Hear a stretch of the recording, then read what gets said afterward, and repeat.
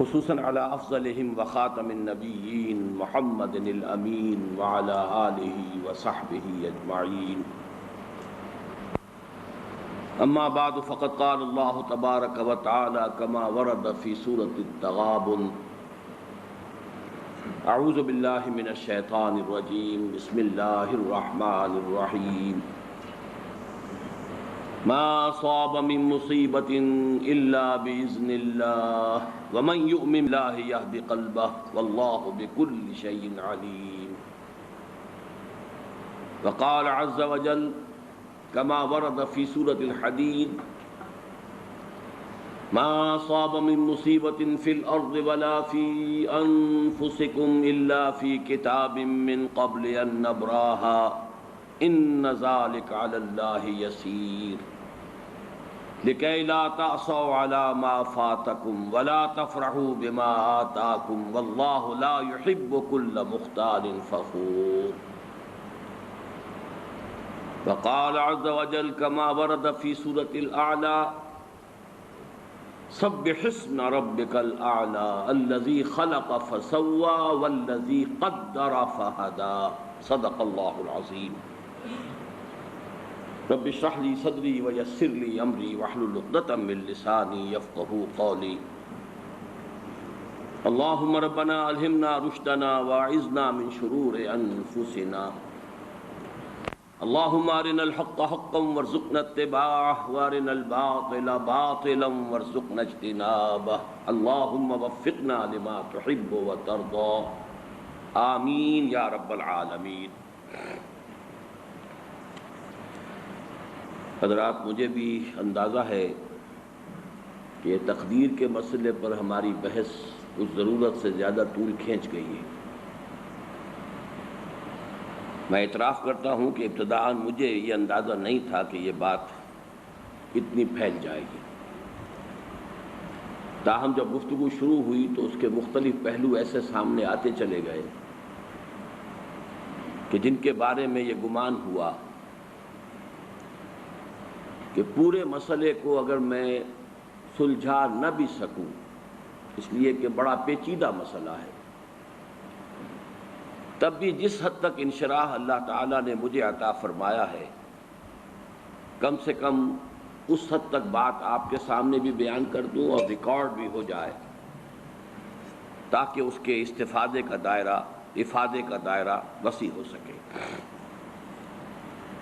ہمارے بعض احباب اور رفقا کی طرف سے بھی یہ بات آئی ہے کہ اس درس کو تو زیادہ ایکشن اورینٹڈ ہونا چاہیے، عمل پر آمادہ کرنا اور حرکت میں لانا. اور آپ حضرات ان میں کہ میرا اپنا مزاج تو اصلاً ہے ہی وہ، لیکن چونکہ یہ مسئلہ وہ مقطع میں آ پڑی ہے، سخن گسترانہ بات والی بات ہے کہ میں نے شروع میں کچھ ایمانیات جو ہیں، بنیادی ایمانیات، ان پر گفتگو کا آغاز کیا، اور اس میں پھر ظاہر بات ہے کہ یہ مسئلہ بھی آ گیا. ایمان باللہ کا ایک تتمہ ضمیمہ، بلکہ میں تو کہتا ہوں اس کا ایک لب لباب ہے یہ مسئلہ تقدیر. جو مباحث آپ کے سامنے آ چکے ہیں ان کو تو میں اب دہراؤں گا نہیں. آج یہ ایک شیٹ میں تیار کرا کے لایا ہوں، اس کے حوالے سے چند چیزیں شاید آپ کو سمجھنے میں آسانی ہو. مسئلہ تقدیر، سب سے پہلے لغت اور اصطلاح کی بحث ہے. قدر عربی زبان کا یہ لفظ جو ہے، یہ اسم کے طور پر بھی مستعمل ہے اور فعل کے طور پر بھی، اور اس کا صحیح ترین مفہوم اردو میں ادا کرنا مشکل ہے. انگریزی کا لفظ بہت اس کو آسانی سے واضح کرتا ہے. ویلیو، قدر، اس معنی میں اردو میں مستعمل ہے. قدر و قیمت، فلاں شے کی قدر و قیمت کیا ہے، قدر، ویلیو. اور جب فعل کی شکل میں یہ آئے گا تو ٹو ایویلیویٹ، کسی شے کی قدر کا تعین، کسی شے کی قدر و قیمت کو معین کرنا. اب یہ جب ثلاثی مجرد سے آتا ہے قدر یقدر، اس کے معنی ہوتے ہیں قادر ہونا، قابو یافتہ ہونا، کسی شے پر قابو یافتہ ہونا. اس سے اس میں فاعل قادر ہے، قادرن قابو یافتہ، قدرت رکھنے والا. صفت مشبہ بنتی ہے قدیرن، اور اس میں فاعل اور صفت مشبہ میں فرق یہی ہے کہ جب وہ کیفیت فاعلی دائمی ہو جائے، مستقل ہو جائے، تو وہ صفت مشبہ کے درجے میں آ جاتی ہے.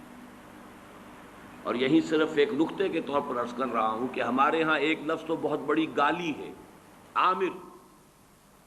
عامر گالی ہے، حالانکہ یہ اس میں فاعل ہے.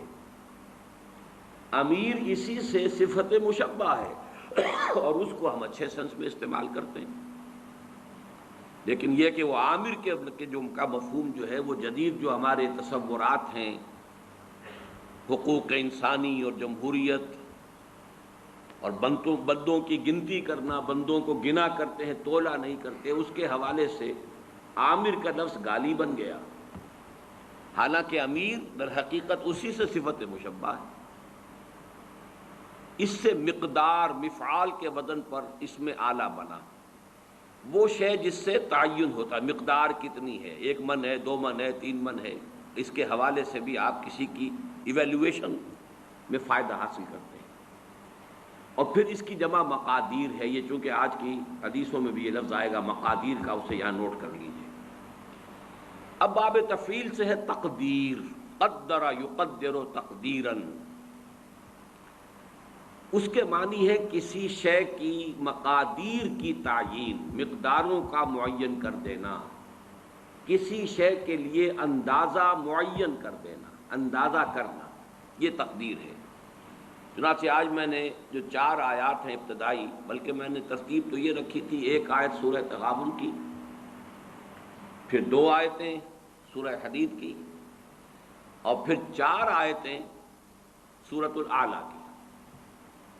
لیکن اب اس وقت بیان میں وہ جو تیسرے نمبر پر بات آئی تھی وہ پہلے آ رہی ہے.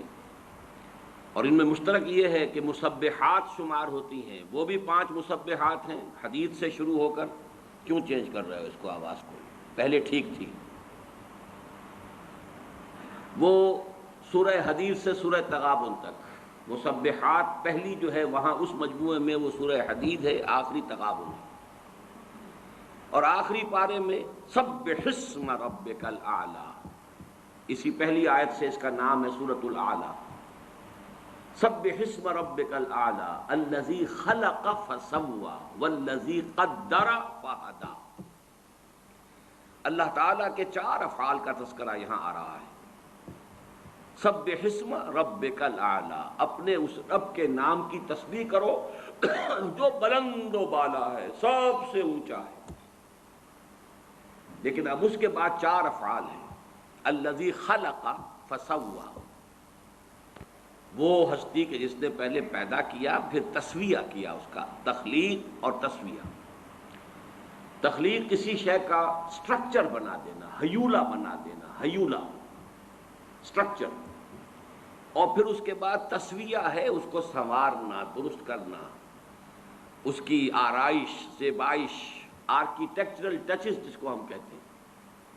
تو اللہ تعالیٰ کی تخلیق کے بھی یہ 2 مرحلے ہیں، الذی خلق فسوی والذی قدر. تیسرا مرحلہ ہے ہر شے کا ایک اندازہ معین کر دیا ہے. یہ اس کی تقدیر ہے. کس معنی میں؟ ایک تقدیر ہے نوع کی. انسان اگرچہ اشرف المخلوقات ہے لیکن اڑ نہیں سکتا. مچھر حقیر ترین مخلوقات میں سے ہے، مکھی اڑ رہی ہے. یہ اس کی تقدیر نوعی ہے. ہر سپیشیز کے لیے اللہ نے ایک اندازہ مقرر کر دیا ہے، اس سے وہ باہر نہیں جا سکتا. ہر چیز کے لیے لمٹس ہیں، ہر چیز کے اندازے ہیں. تو اس انداز میں نے ایک مثال دی، زیادہ کا وقت نہیں ہے اس وقت. تو پہلے ہے تخلیق، پھر ہے تسویہ، والذی قدر، پھر ہر شے کے اندازے معین کر دیے. والذی قدر فہدی، پھر راستہ کھول دیا، ہدایت دے دی. اب چلو، اب اس میں اپنی جولان گاہ ہے، اس میں اپنی نیکی یا جو بھی بدی تمہارے اندر ہے اس کو بروئے کار لاؤ. یہ گوئے ہے اور یہ میدان گوئے ہے، تمہاری یہ لیمیٹیشنز ہیں. یہ شاکلہ ہے، یہ تو معین ہے، لیکن یہ ہم نے میدان کھول دیا ہے، اپنے اس شاکلہ کے اندر اندر جتنی کچھ بھی تم نیکی کما سکو کماؤ، یا جو بدی کے انبار اپنے کندھوں پر لادنے ہو لا دو۔ تو یہ چار الفاظ ذہن میں رکھیے، یہاں تقدیر قدرا، سبح اسم ربک الاعلی الذی خلق فسوی والذی قدر فہدی والذی یخرج المرعی، وہ اب آگے بات لمبی چلے گی۔ تو یہ لغت اور اصطلاح کی بحث یہاں ختم ہوئی۔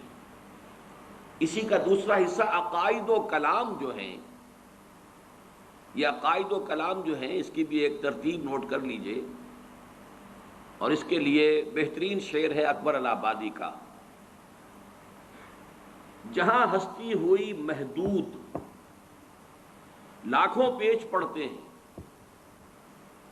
عقیدہ عقل منطق سب کے سب آپس میں لڑتے ہیں، ایک ہستی لامحدود ہے اللہ کی، ایک ہستی محدود ہے، وہ محدود مائکروسکوپک بھی ہو سکتی ہے، الٹرا مائکروسکوپک بھی ہو سکتی ہے محدود، وہ محدود کائنات بھی ہو سکتی ہے، لیکن یہ بھی لامحدود نہیں ہے۔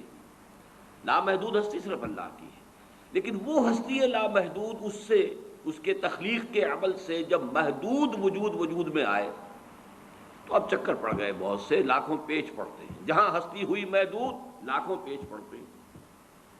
اب اس لامحدود کا محدود سے تعلق کیا ہے، یا اس محدود کا اس لامحدود سے تعلق کیا ہے، انائے صغیر اور انائے کبیر کا رابطہ کیا ہے، یہ ایبسولوٹ بینگ اور کنٹینجنٹ بینگ، نیسیسری بینگ اور کنٹینجنٹ بینگ، ایبسولوٹ بینگ اور لمیٹڈ بینگ، ان کا آپس میں رشتہ کیا ہے، خالق و مخلوق کا رشتہ کیا ہے۔ اب اس کو حل کرنے کے لیے علم کلام وجود میں لایا گیا، عقل منطق یہ ایک طرف، عقیدہ دوسری طرف، ان دونوں کو کوریلیٹ کرنے کے لیے، ان دونوں میں ہنگ آہنگی پیدا کرنے کے لیے علم کلام۔ تو وہ عقائد و کلام کی بحث میں قدریہ ہمارے ہاں ایک طبقہ وجود میں آیا، وہ لوگ جو انسان کو کلیتاً خود مختار قرار دیتے ہیں۔ یہ آپ کو نظر آ رہا ہے یہاں پہ اس پر اسکرین پر، احادیث میں ان کی مذمت شدت کے ساتھ وارد ہوئی، اور یہ حدیثیں ہم پڑھ چکے ہیں۔ جبریہ وہ لوگ جو انسان کو مجبور محض قرار دیتے ہیں، اور میں آپ کو بتا چکا ہوں کہ شاعری، ادب اور جدید سائنس سب سے بڑھ کر انسان کو مجبور محض قرار دینے میں متفق ہے۔ سائنس سب سے آگے نکل گئی ہے۔ جینز ہیں بھائی تمہارے، جو تمہارے آباء و اجداد سے چلے آ رہے ہیں، تم ہو کون؟ Who are you? Nothing۔ وہ جینز تمہارے والدین سے آئے ہیں، اور پھر اس کے اوپر کوئی تھوڑے سے جو ہے غلاف چڑھ گئے تمہاری تعلیم اور تربیت اور ماحول کے، انوائرمنٹ، بس ان دونوں کے مجموعے کا نام تم ہو۔ اس مغالطے میں مبتلا نہ رہو کہ میں بھی کچھ ہوں، میں کچھ نہیں ہوں، یہ سب سراب ہے، دھوکہ ہے، کوئی حقیقت ہی نہیں۔ شاعری میں جیسا کہ میں نے آپ کو یہ شعر سنائے، اردو زبان کے چوٹی کے اشعار میں سے ہے، میر کا شعر ہے، ناحق ہم مجبوروں پر یہ تہمت ہے مختاری کی، جو چاہیں سو آپ کرے ہیں، ہم کو عبث بدنام کیا، ہم خواہ بیچ میں بدنام ہوتے ہیں، کر تو ہو ہی رہا ہے۔ اور فانی کا شعر ہے، دیکھ فانی وہ تیری تدبیر کی میت نہ ہو، ایک جنازہ جا رہا ہے دوش پر تقدیر کے۔ تو اچھی طرح سمجھ لیجئے، اس کائنات میں ایک کنٹرول اتنا چھایا ہوا ہے کہ کسی اور اختیار اور ارادے کو عقل تسلیم ہی نہیں کر سکتی، اس لیے کہ جہاں کوئی اور اختیار اور ارادہ آئے گا، اس کا مطلب یہ کہ اس بالا تر کنٹرول میں رکھنا پڑ گیا۔ جہاں وجود، کسی بھی وجود کے حقیقی ہونے کا تصور آئے گا کہ حقیقتاً کوئی شے موجود ہے، وہاں اللہ کے وجود مطلق میں کی نفی ہو جائے گی۔ وہی لاکھوں پیچ پڑتے والی بات ہے۔ بہرحال سائنس، ادب، فلسفہ یہ سب جبریت کی طرف لاتے ہیں، اور ہمارے جو کلامی نظریات تھے ان میں سے مرجیہ وہ ہیں کہ جنہیں بس یہ کہ کسی عذاب ثواب کا کوئی وہ نہیں ہے، کوئی عذاب کا کوئی سوال ہی نہیں، امید ہی امید ہے، اس لیے کہ جب مجبور ہے تو سزا کائے کی دے گا؟ وہ جو کچھ کر رہے ہیں ہم اس کے جبر کی وجہ سے کر رہے ہیں، سزا کا کوئی سوال نہیں۔ تو اگرچہ جبریہ کا لفظ جو ہے وہ نہیں آیا ہے جیسا کہ وہ احادیث ہم پڑھ چکے ہیں، لیکن مرجیہ کا لفظ آیا ہے، تو ان کی بھی مذمت، ان کی بھی نفی کی گئی ہے۔ اب ان دونوں کے بین اہل سنت کا معتدل موقف کیا ہے، یہ آج الفاظ میں معین یہاں آپ کے سامنے لکھا ہوا ہے۔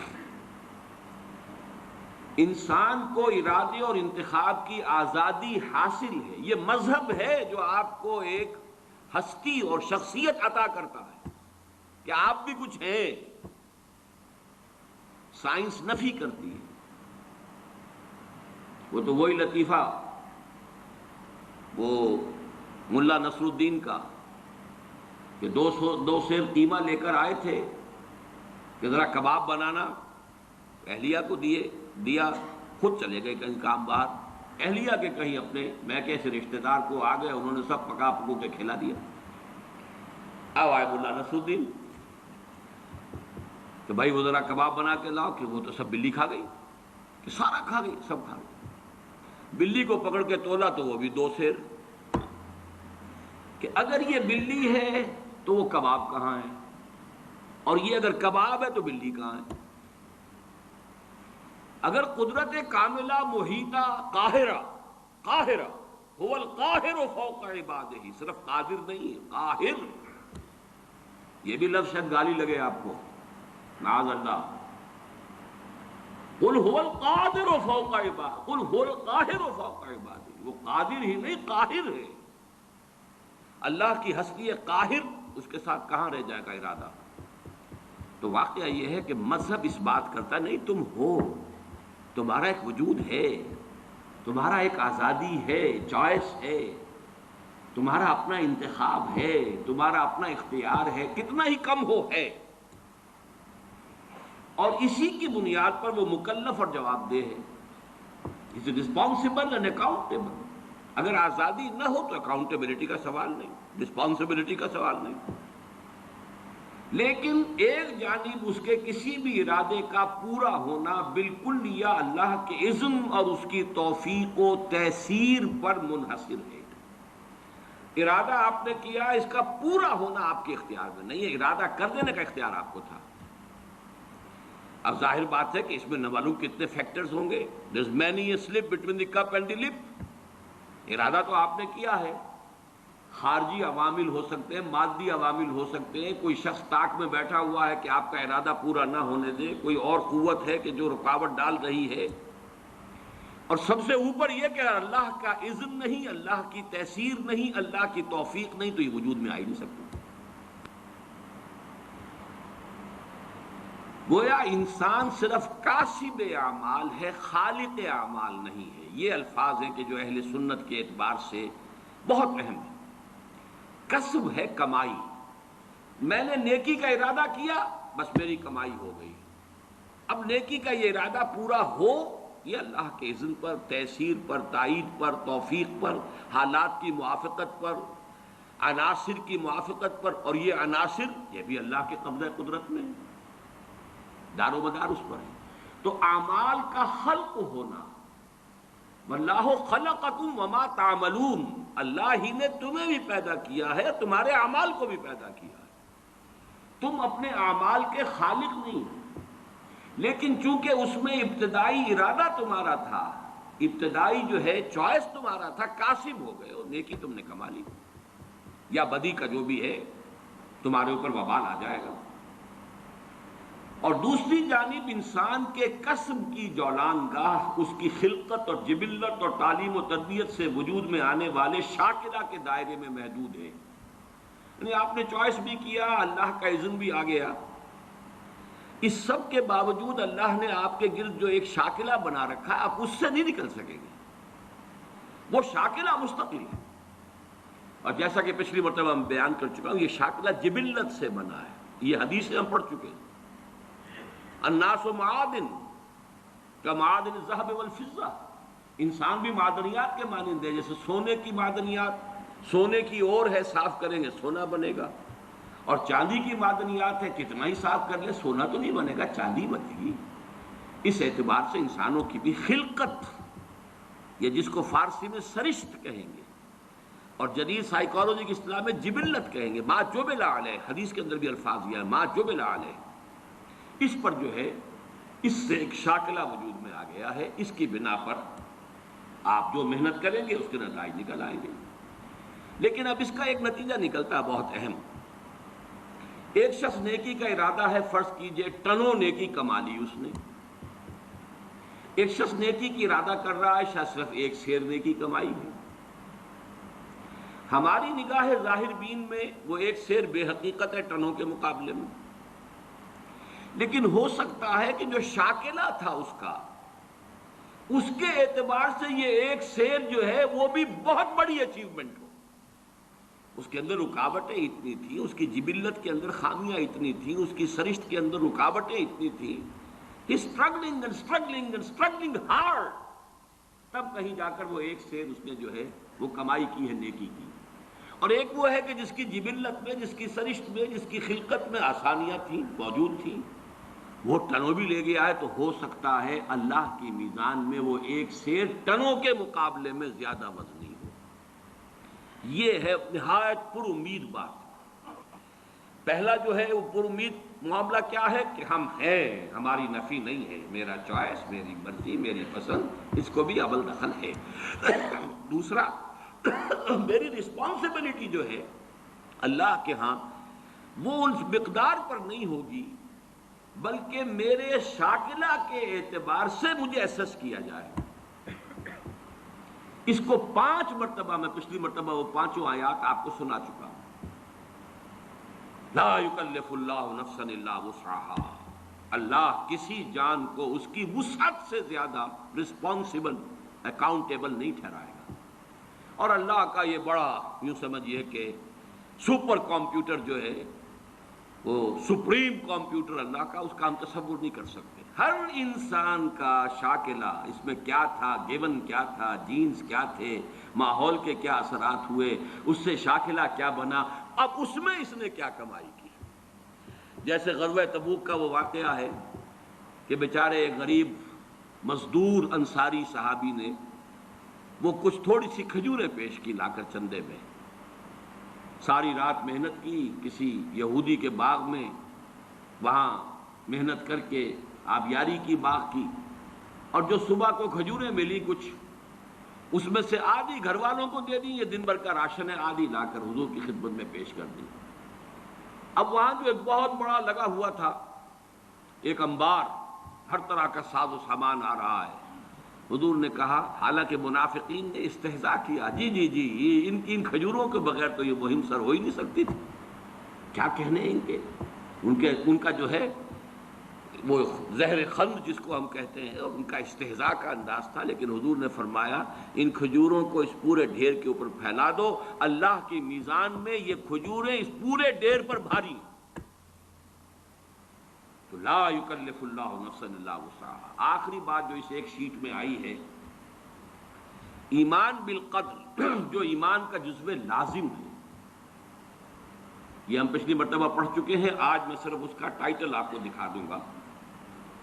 اللہ تعالیٰ کی 2 عظیم صفات، وہ عظیم صفات کیا ہیں کہ وہ علی کل شیء قدیر ہے، اور اس میں آج میں ایک اضافہ کر کے لایا ہوں، هو القاہر فوق عبادہ، وہ اپنے بندوں کے اوپر پوری طرح مسلط ہے۔ قاہر کا ترجمہ کیا کریں گے؟ قہر چھایا ہوا۔ یہ نہ سمجھو کہ بگٹڑ چھوڑ دیا ہے تمہیں، معاذ اللہ، آزادی ضرور دی ہے، لیکن you are within his control. Allah تعالیٰ کی 2 عظیم صفات، علی کل شیء قدیر اور بکل شیء علیم، کے لوازم و متضمنات کی تصدیق و توثیق ہونے کے اعتبار سے ایمان باللہ کا لب لباب ہے۔ اب اس پر دوسری شیٹ لے آؤ بھائی۔ اس کا جو ٹائٹل ہے صرف دیکھ لیجئے، جو ہم پڑھ چکے ہیں، حدیثیں جو اس میں ہیں یہ ہم پڑھ چکے ہیں۔ ایمان بالقدر، ایمان کا جزو لا ینفک، اور اس میں حدیث جبرائیل میں نے یہاں کوٹ کی ہوئی ہے جو ام السنہ ہے، وَأَن تُؤْمِنَ بِالْقَدْرِ خَيْرِهِ وَشَرِّهِ، اور یہاں نوٹ کیجئے، یہاں تومنا کا لفظ حدیث میں اس ڈیفینیشن میں دوسری مرتبہ اسی کے ساتھ آیا ہے، ان تؤمن باللہ و ملائکتہ و کتبہ و رسلہ و تؤمن بالقدر خیرہ و شرہ۔ تومنا کی تکرار اس کی اہمیت کو ظاہر کر رہا ہے، اس کے خیر پر بھی اس کے شر پر بھی۔ تو پہلی بات تو یہ نوٹ کیجئے، یہ ایمان کا جزو لازم ہے، خیرہ و شرہ من اللہ تعالی۔ یہ جو بھی پھر وہ ایمان مفصل ہم نے یاد کیا تھا بچپن میں، خوش نصیب ہے وہ جنہیں بچپن میں یاد کرایا گیا، اور بہرحال ہینڈی کیپڈ ہے، میں بد نصیب تو نہیں کہتا، ہینڈی کیپڈ ہے وہ لوگ جنہیں بچپن میں یہ چیزیں یاد نہیں کرائی گئی۔ بہرحال جب بھی اس کی تلافی کرے۔ آمنت باللہ و ملائکتہ و کتبہ و رسلہ والیوم الآخر والقدر خیرہ و شرہ من اللہ تعالی والبعث بعد الموت۔ لیکن اس پر بحث و تمہیز کی اجازت نہیں ہے، مسئلہ اتنا الجھا ہوا ہے، اتنا ہی الجھا ہوا ہے جتنا کہ وجود کا مسئلہ ہے، وحدت الوجود اور وحدت الشہود، اور یہ مسئلہ لا ینحل، اس لیے کہ ایک وجود مطلق ہے، ایک وجود لامحدود ہے، ایک وجود محدود ہے، ایک حادث ہے، ایک ازلی ہے، ابدی ہے، دائم ہے، قائم ہے، ایک حادث ہے اور فانی ہے۔ کیا ریلیشن شپ ہے بٹوین دی ٹو؟ اسی طرح کا معاملہ، لیکن اس خیر ہی، اس پر بحث کرنے کی اجازت نہیں ہے۔ وہ حدیثیں ہم پڑھ چکے ہیں، یہ میں نے شیٹس تیار کروا لی ہیں، یعنی جو مشکات المصابیح کتاب ہے اس میں جو 46 احادیث ہیں اس باب میں، ان میں نے ایک کا اضافہ کیا ہے کہ جو باب العلم میں سے میں نے لی ہے، پھر ان کو میں نے مختلف تقسیم کر دیا ہے عنوانات کے اعتبار سے، ورنہ واقعہ یہ ہے کہ جب خود میں نے پڑھنا شروع کیا، میں پچھلی مرتبہ بھی اعتراف کر چکا ہوں کہ ایک دفعہ تو میں گم ہو کر رہ گیا تھا، لیکن جب میں نے مختلف موضوعات کی احادیث کو علیحدہ علیحدہ کر کے دیکھا تو بات کھلتی چلی گئی۔ یہ میں نہیں کہہ سکتا کہ بالکل سلجھ گئی، لیکن بہت حد تک ڈور سلجھ گئی، اور وہی میں کوشش کر رہا ہوں کہ آپ تک بھی منتقل کروں۔ تو ایمان بالقدر ایمان کا جزو لا ینفک ہے، وَأَن تُؤْمِنَ بِالْقَدْرِ خَيْرِهِ وَشَرِّهِ، یہ حدیث جبرائیل کے الفاظ ہیں، رواہ مسلم عن عمر بن الخطاب رضی اللہ عنہ۔ لیکن اس پر بحث و تمیز کی اجازت نہیں۔ عزمت علیکم، عزمت علیکم، حضور نے 2 مرتبہ فرمایا، یہ حدیثیں ہم پڑھ چکے ہیں، میں تم پر لازم کرتا ہوں کہ اس معاملے کے اندر بحث و تمیز مت کرو، مانو، مراقبہ کرو گے تو سمجھ میں بھی آ جائے گی، ایک دوسرے سے سمجھنے کے لیے سوال کرو گے تب بھی مفید ہوگا، بحث و تمیز جرح اور رد و قدح کرو گے تو پھر یہ بات جو ہے تمہارے ہاتھ سے نکل جائے گی۔ اچھا، یہاں خیر ہی و شر ہی من اللہ تعالیٰ کا مطلب کیا ہے؟ یہ میں نے پہلے بیان کیا تھا کہ ہمارے سورہ تغابن اور سورہ حدید کے درس میں یہ بات بہت وضاحت سے آ چکی ہے۔ دیکھیے، اس وقت ویژولائز کیجئے، بلکہ مجھے خیال ہوا میں اسی کے ساتھ وہ ایک ڈائیگرام بھی بنا کے لے آتا۔ آپ مجھے کو سامنے رکھیے، میں ایک انسان ہوں، مکلف ہوں اللہ کے ہاں، جواب دہ ہوں، رسپانسیبل ہوں، اکاؤنٹیبل ہوں۔ کچھ چیزیں مجھ پر وارد ہوتی ہیں، کوئی مصیبت آ گئی، کوئی تکلیف آ گئی، کوئی بیماری آ گئی، کوئی نقصان ہو گیا، کچھ ہو گیا۔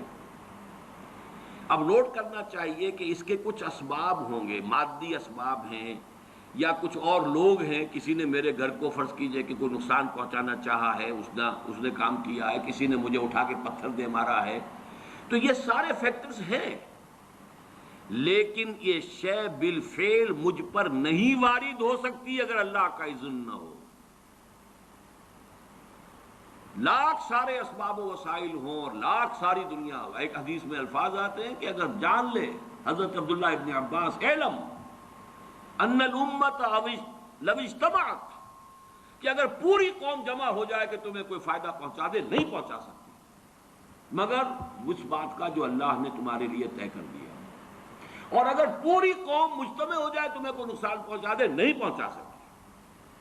تو یہ اسباب و وسائل جو مجھ پر آ رہے ہیں، ان میں جو ہے فیصلہ کن شے اذن رب ہے۔ تو میں یہ بھی کہہ سکتا ہوں مجھ پر یہ اس کی لائی ہوئی مصیبت آ گئی، اور یہ بھی کہہ سکتا ہوں کہ اللہ کی طرف سے مجھ پر آیا، وہ خیر ہو یا شر ہو، بالقدر خیر ہی و شر ہی۔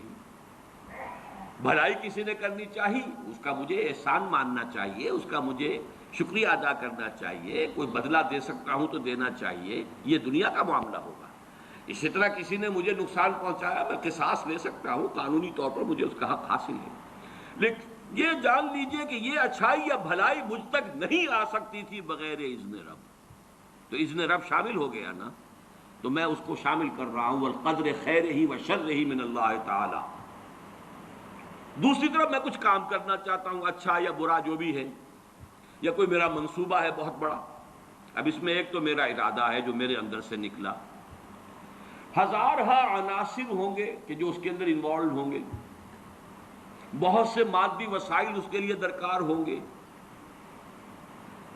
اسباب نہ ہو جمع تو یہ کیسے کام شروع ہو سکتا ہے؟ اسباب کرے جمع، خدا ہی کا یہ کام۔ یہ عزم تیرا، یہ مجھے الفاظ پھر یاد آ گئے، وہ اکبر الہ آبادی کے، یہ میرے دروس میں یہ اشعار بہت آئے ہیں، اب کچھ ذہن سے اوجل ہو گئے۔ یہ عزم تیرا سعی سے دمساز ہو کیوں کر، عزم تو ہے، عمل کیسے ہو؟ اسباب نہ ہو جمع تو آغاز ہو کیوں کر، اسباب کرے جمع، خدا ہی کا ہے یہ کام، طالب ہو تو خدا سے، تو دعا ہی کا ہے یہ کام۔ یہاں پر بھی ایک فیکٹر ابھی اکبر الہ آبادی کی نگاہ سے بھی اوجھل ہے۔ دیکھیے میرا ایک عزم ہے، میرا ایک ارادہ ہے، اس کے لیے کوئی مادی وسائل، کچھ لوگوں کا تعاون درکار ہے، وہ بھی اللہ کے کنٹرول میں ہے، اللہ چاہے گا تو آئے گا۔ پھر بالآخر کسی شے کا پورا ہو جانا، آخری درجے میں پھر اللہ کے اذن کا طالب ہے۔ یہاں تک کہ حضور نے فرمایا کہ جو لقمہ بھی ابن آدم کی حلق سے نیچے اترتا ہے، اب وہ سارا آپ نے اس کے لیے کمائی کی، محنت کی، وہ کھانا پک گیا، آپ کی اہلیہ نے پکا لیا گھر پہ، اب یہ لقمہ اتر رہا ہے، اس وقت بھی اللہ سے اذن چاہتا ہے کہ میں اس کے حق میں غذا کا کام دوں یا زہر بن کر لڑ دوں۔ لہذا میں یہ بھی کہہ سکتا ہوں کہ یہ کام اس طرح ہو گیا، میرے کرنے سے ہو گیا، ان اسباب سے ہو گیا، ان مددگاروں کی مدد سے ہو گیا، اور یہ بھی کہہ سکتا ہوں کہ یہ کام میں نے نہیں کیا، اللہ نے کیا۔ صرف جو ہمیں تلقین کی گئی ہے وہ یہ ہے، خیر وجود میں آ جائے تو اسے اللہ کی طرف منسوب کرو۔ الحمدللہ الذی ہدانا لہذا وما کنا لنہتدی لولا ان ہدانا اللہ۔ کل حمد، کل شکر، کل تعریف اس اللہ کی جس نے ہمیں ہدایت عطا فرمائی۔ ہم ہرگز ہدایت نہ پا سکتے اگر اللہ ہمیں ہدایت نہ دیتا۔ غلطی ہو جائے تو اسے اپنی جانب منسوب کرو، ربنا ظلمنا انفسنا وان لم تغفر لنا وترحمنا لنکونن من الخاسرین۔ شیطنت اس کے برعکس ہے، خیر ہے تو میری، میں نے کی، اور شر ہے تو اللہ تو نے کروایا۔ فبما اغویتنی، اے اللہ تو نے جو مجھے اغوا کیا ہے، تو اب میں ثابت کر کے رہوں گا کہ یہ آدم اس اکرام و تکریم کا مستحق نہیں تھا جو تو نے اس کو عطا کر دی۔ یہ ہے شیطنت، شیطانیت، اور وہ ہے آدمیت۔ غلطی ہو، خرابی ہو، اپنی طرف منسوب کرو، اور اگر کوئی خیر ہے اللہ کی۔ اب آئیے اگلا لو جو سیکشن ہے،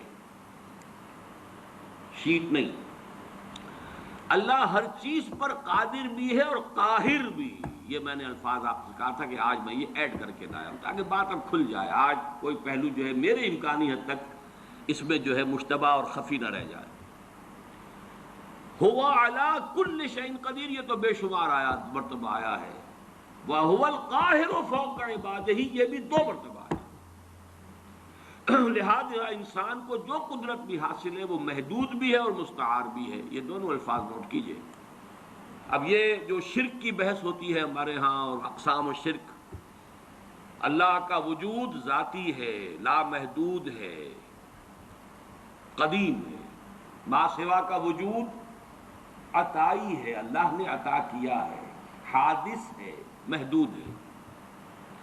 اسی طرح جو قدرت ہمارے پاس ہے وہ ہماری اپنی نہیں ہے، عطائی ہے اللہ کی، اور لامحدود نہیں، محدود ہے، مستعار ہے، محدود ہے، اور حادث ہے۔ اور اللہ کی قدرت و قہر کے تابع بھی ہے، اور انسان کی مطلق خود مختاری کا تصور بہت بڑی گمراہی ہے۔ یہ قدریہ کی نفی پر احادیث جو ہیں یہ ہم پچھلی مرتبہ پڑھ چکے ہیں۔ یہ 5 6 7 8 9 حدیثیں جو ہیں یہ میں نے ایک علیحدہ جمع کر دیا ہے تینوں فصلوں میں سے نکال کر، جو اس تصور کی نفی کرتے ہیں قدریہ، ہم قادر جو چاہیں کریں۔ جو اس مغالطے میں ہے وہ تو در حقیقت بہت ہی بڑے گمراہ اور بہت ہی بڑے ایک سراب کسی کیفیت جو ہے وہ اس کے اندر ہے۔ اب آئیے تیسری شے جو ہم پڑھ چکے ہیں، قُلْ كُلٌّ يَعْمَلُ عَلَى شَاكِلَتِهِ۔ یہ آیت جو ہے سورہ بنی اسرائیل کی 84 آیت، اس کا پہلا ٹکڑا، یہ انتہائی اہم ہے۔ جو آج جس طرح نکھر کر آیا ہے اس سے پہلے یہ ہو ہی نہیں سکتا تھا۔ شاکلہ، پیٹرن، آپ نے کوئی چیز ڈھالنی ہے کسی فولاد کی، کسی اور چیز کی، تو اس کے لیے لکڑی کا پہلے، جسے ہمارے مستری لوگ پاٹن کہتے ہیں، پاٹن بنا لو پہلے، تو پیٹرن بنتا ہے تاکہ آپ نے لوہے کو پگھلایا، تانبے کو پگھلایا، پگھلا کے اس میں ڈالیں گے تو اسی کے مطابق اس کی شکل ہو جائے گی۔ شاکل، شکل دینے والا، تو اس کو جو فارم دینے والی شے ہے وہ اس کا فرما، جس کو ہم کہہ دیتے ہیں، وہ فارم ہے نا، فرما، یہ فرما ہے جو اس کو فارم عطا کرے گا، یا یہ کہ یہ پاٹن ہے، پیٹرن ہے، اس کے اندر ڈھلے گی جو شے اسی کے مطابق ہو جائے گی، وہ ہے شاکلہ۔ اور یہ شاکلہ جو ہے آج ہمیں معلوم ہے جینز کے حوالے سے۔ ابھی حال ہی میں چند روز پہلے کلوننگ کے موضوع پر ایک مذاکرہ سا ہوا تھا پنجاب یونیورسٹی میں، اور میں اس میں سامع کی حیثیت سے گیا تھا، اور مجھے اس سے فائدہ بھی ہوا، اور احساس ہوا یہ کہ جو میں نے بارہا یہ بات کہی ہے کہ اللہ تعالیٰ نے جو، حالانکہ مجھے پریکٹس نہیں کرنی تھی اور میڈیکل پروفیشن کو اس طرح اس کے علم میں تو تھا کہ مجھے پرسو کرنا ہی نہیں ہے، پھر بھی مجھے اس طرف سے کیوں گزارا؟ اگر میں اس میں سے نہ گزرا ہوتا تو یہ ساری بحثیں میرے سر کے اوپر سے گزر جاتی، میں ان کو بالکل سمجھ نہ سکتا۔ لیکن چونکہ وہ بایولوجی اور اناٹمی اور فزیولوجی اور ایمبریولوجی اور یہ چیزیں پڑھی ہیں، سیل سٹرکچر پڑھا تھا، تو وہ چیز سمجھ میں آتی۔ لیکن آج وہ بات شاکلہ، ہر شخص کا ایک شاکلہ ہے، انڈیویجول شاکلہ اس کا ہے، اور یہ شاکلہ بنیادی طور پر جبلت اور فطرت کے مجموعے کا نام ہے۔ ایک فطرت ہے، اور فطرت کا تعلق ہے انسان کے روحانی وجود سے۔ ایک جبلت ہے، یا سرشت فارسی کا لفظ ہے، جبلت عربی کا لفظ ہے، لیکن عربی میں اس سرشت کے لیے صحیح لفظ ہے خلقت۔ خلقت ایک ہماری خلقت ہے، ایک ہماری فطرت ہے۔ خلقت اس آب و گل کی دنیا سے ہے، پانی اور مٹی کی دنیا سے آئی ہے خلقت، یہ یہاں سے آئی ہے، فطرت وہاں سے آئی ہے۔ کل مولود یولد علی الفطرہ، یہ 3 حدیثیں ہیں اس میں کہ جو ہم پڑھ چکے ہیں۔ الناس معادن کمعادن الذهب والفضہ، وہ بھی ہم پڑھ چکے ہیں۔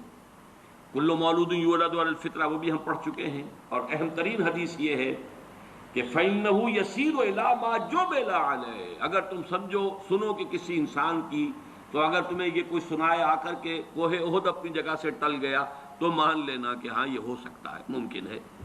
لیکن اگر یہ کہا جائے کہ کسی شخص کی سرشت بدل گئی ہے تو کبھی نہ ماننا۔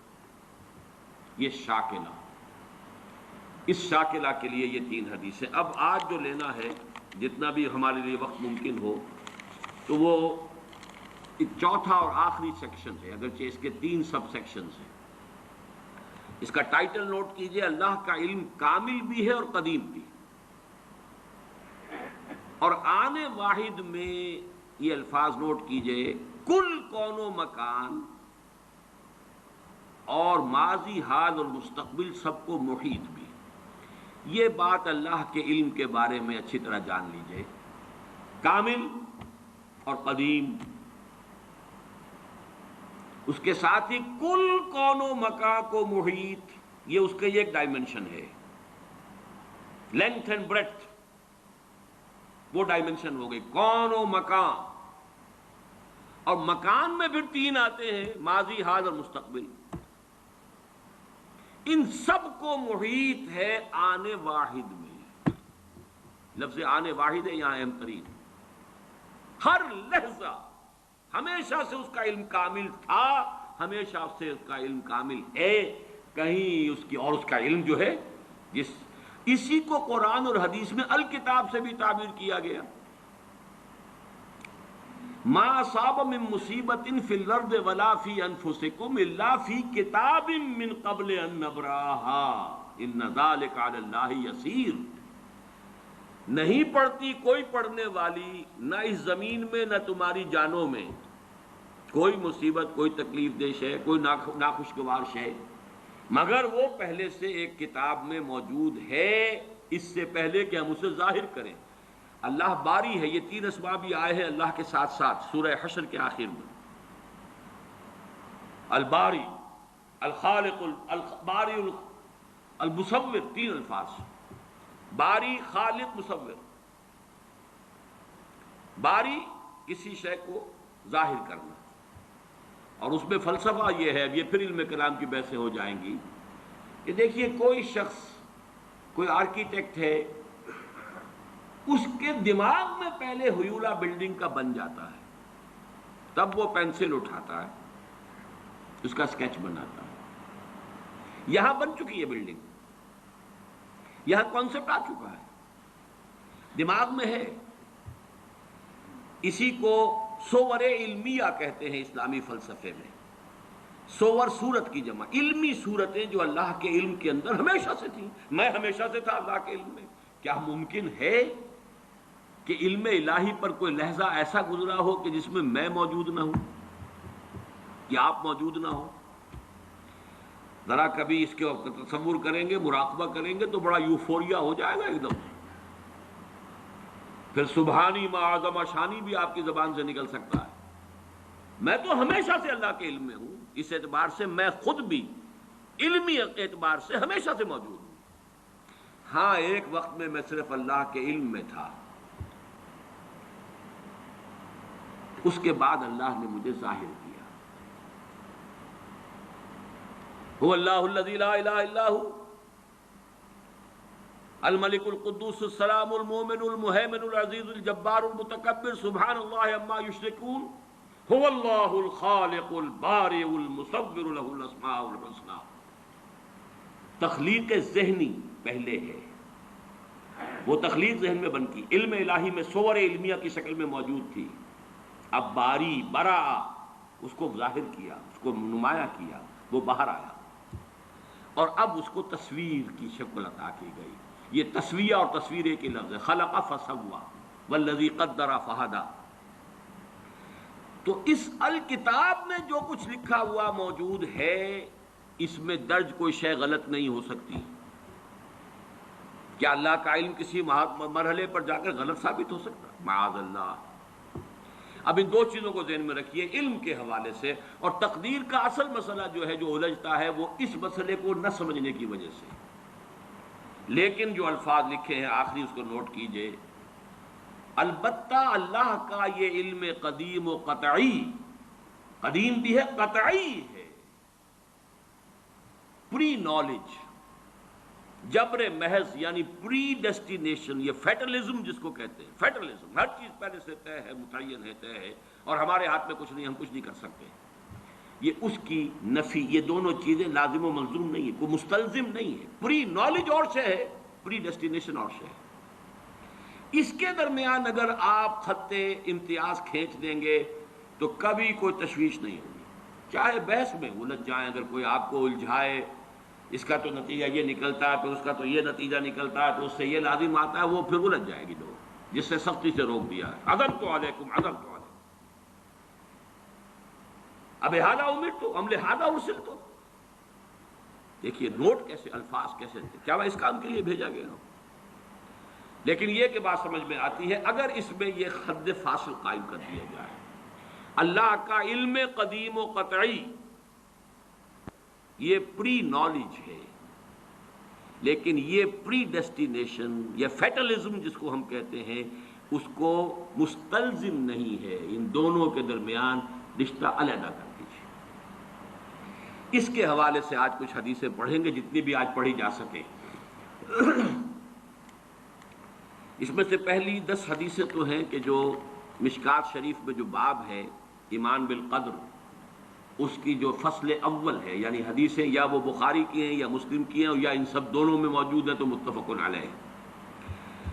عن عبداللہ ابن عمرو رضی اللہ تعالی عنہما، عبداللہ ابن عمرو بن العاص رضی اللہ تعالی عنہما سے مروی ہے، قال، وہ فرماتے ہیں، قال رسول اللہ صلی اللہ علیہ وسلم، کتب اللہ مقادیر الخلائق قبل ان يخلق السماوات والارض ب50,000 سنہ قال وكان عرشه على الماء رواہ مسلم۔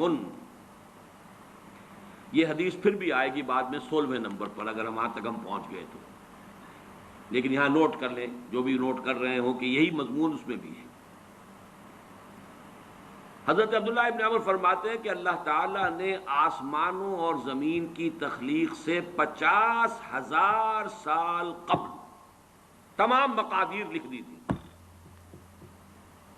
وَكَانَ عَرْشُهُ عَلَى الْمَاءِ، اس کو ابھی ہم بالکل نہیں سمجھ سکتے۔ یہ وہ ہے کہ جس کو ہم کہیں گے کہ یہ جس کو متشابہات میں سے شمار کیا جائے۔ لیکن دیکھیے یہاں جو بات سمجھنے کی ہے موجودہ سائنس کے اعتبار سے، سائنس جہاں تک ہمیں آج لے کر گئی ہے وہ بگ بینگ ہے، تو وہ سمجھتے ہیں بس that is the beginning of the creation. That is wrong. That is the beginning of the second phase of the creation. The material world started with the Big Bang. اس سے پہلے spiritual world، عالم ارواح، عالم امر کہیں، عالم ارواح کہیں، جو کل کا کل نورانی تھا، ارواح انسانیہ، ارواح ملائکہ تو خود ہے ہی مجسم ارواح، یہ موجود تھی اور وہ نورانی ہے۔ اس کے بعد بگ بینگ کا مرحلہ آیا، اس کے بعد میٹیریل ورلڈ، سماوات والارض جس کو قرآن کہتا ہے وہ ورلڈ آف میٹر ہے۔ تو ورلڈ آف میٹر کی کریشن کے آغاز سے 50,000 سال قبل اس ورلڈ آف میٹر کی ساری میٹیریلز اور اس کی کوانٹیٹیز اللہ نے معین کر دی تھی۔ یہ مفہوم اور بات بالکل واضح ہے۔ اللہ کی قدرت، اس کی خلاقی، اس کی قہاری، اس کا یہ منطقی تقاضا ہے، اس کا علم محیط، وہ ڈیزائن پورا اس کا بن چکا ہوا تھا، تبھی تو اس نے بنایا ہے۔ اس کے اندر تمام مقادیر معین تھی۔ اسی لیے میں نے کہا تھا یہ مقادیر کا لفظ جو ہم نے آج پہلی شیٹ جو آپ نے دیکھی تھی، مقدار قدر ہی سے بنا ہے، یہ اسم اعلیٰ اور اس کی جمع مقادیر ہے۔ دوسری حدیث وعن ابن عمر رضی اللہ تعالی عنہما قال قال رسول اللہ صلی اللہ علیہ وسلم کل شیء بقدر حتی العجز والکیس۔ ہر شے، حضرت عبداللہ ابن عمر رضی اللہ تعالی عنہما فرماتے ہیں کہ حضور نے ارشاد فرمایا کہ ہر شے ایک اندازے کے مطابق معین ہو چکی ہے، یہاں تک کہ کسی کا عاجز ہو جانا۔ اب عجز کے مختلف پہلو ہوتے ہیں۔ عجز یہ ہے، بزدلی کو بھی عاجزی کہا جائے گا۔ آدمی کسی کام کرنے سے کسی وجہ سے عاجز ہے، وہ بھی یہ شاکلہ کا حصہ ہے، یہ اس کے جینز ہے، اس کے اندر آیا ہے یہ سب کچھ۔ کوئی بہادر ہے، کسی میں تحور زیادہ ہے، کسی میں احتیاط پسندی زیادہ ہے، مصلحت کوشی زیادہ ہے، کوئی حساب کتاب سے چلنے والا ہے، جو کوئی جو ہے بکٹر دوڑنے والا، یہ چیزیں۔ حتی العجز والکیس، کیس کہتے ہیں ذہانت۔ الکیس من دان نفسہ وعمل لما بعد الموت، کیس، یہ باب یہ اصل میں صفت مشبہ بن گیا، کیس فعیل کے وزن پر، کیس جس میں ذہانت فطانت بہت ہو۔ اب یہ ذہانت کسی کی کتنی ہے؟ ذہانت نہیں بڑھ سکتی، شارپ کی جا سکتی ہے، آپ چھری کو تیز کر لیجئے، لیکن یہ کہ اس کا سائز تو وہی رہے گا، چھری تو وہی رہے گی، لیکن یہ کہ ذہانت کو آپ شارپن کر لیں یا ذہانت کو آپ بروئے کار لے آئیں، لیکن وہ جو بھی دی ہے اللہ نے وہ اتنی رہے، اس کے اندر اضافہ نہیں ہوتا۔ یہ ان بلٹ چیزیں ہیں، گیون چیزیں ہیں انسان کے لیے، یہ اس کے شاکلہ کا جز ہے۔ تیسری حدیث وعن ابی ہریرہ قال، اور یہ جو روایت تھی یہ بھی امام مسلم کی تھی اور تیسری بھی امام مسلم کی ہے۔ حضرت ابو ہریرہ فرماتے ہیں قال قال رسول اللہ صلی اللہ علیہ وسلم احتج آدم و موسیٰ عند ربہما، اللہ تعالیٰ کے ہاں آدم اور موسیٰ کے درمیان ایک محاجہ ہوا، بحث ہوئی۔ فحج آدم و موسیٰ، فحج، اور آدم جو ہے وہ موسیٰ پر غالب آ گئے۔ قال موسیٰ، حضرت موسیٰ نے یہ کہا انت آدم الذی خلق اللہ بیدہ، خلقک اللہ بیدہ، آپ ہیں نا وہ آدم جسے اللہ نے اپنے ہاتھ سے بنایا تھا۔ ونفخ فیک من روحہ، اور پھر آپ نے اپنی روح میں سے پھونکا، واسجد لک ملائکتہ، اور سارے اپنے فرشتوں کو آپ کے سامنے سجدے میں ڈال دیا، واسکنک فی جنت ہی، اور پھر آپ کو اپنی جنت کے اندر اس نے مقام دیا اور وہاں ٹھہرایا، ثم اہبطت الناس بخطیئتک الی الارض، پھر یہ آپ نے اپنی خطا کی وجہ سے ہم انسانوں کو جو ہے زمین پہ اٹھا دے مارا، زمین پر اتروا دیا، گویا کہ الزام پروسیکیوشن کر رہے ہیں حضرت موسیٰ حضرت آدم کی، اللہ نے یہی احسانات آپ پر کیے اور آپ نے اپنی اس غلطی کی وجہ سے ہمارے ساتھ یہ معاملہ کرا دیا۔ قال آدم، اب حضرت آدم کی باری آئی، انت موسیٰ الذی اصطفاک اللہ برسالتہ و بکلامہ، آپ وہی موسیٰ ہیں نا جنہیں اللہ نے چنا ہے، چنا رسالت کے لیے اور اپنے کلام کے لیے۔ کلم اللہ موسیٰ تکلیما، یہ خاص ایک مقام تھا جو حضرت موسیٰ کو عطا ہوا ہے۔ وَآتَاكَ الْأَلْوَاحَ فِيهَا تِبْيَانُ كُلِّ شَيْءٍ، اور پھر وہ آپ کو تختیاں دی تھیں جو سٹون کی، سٹونی ٹیبلٹس، جس کے اندر ہر شے، ہدایت کا پورا سامان موجود تھا۔ وَقَرَّبَكَ نَجِيًّا وَقَرَّبْنَاهُ نَجِيًّا، یہ قرآن مجید میں ہے، اور آپ کو قریب کیا تھا گفتگو کرنے کے لیے، کوہ طور پر بلایا، براہ راست مکالمہ کیا۔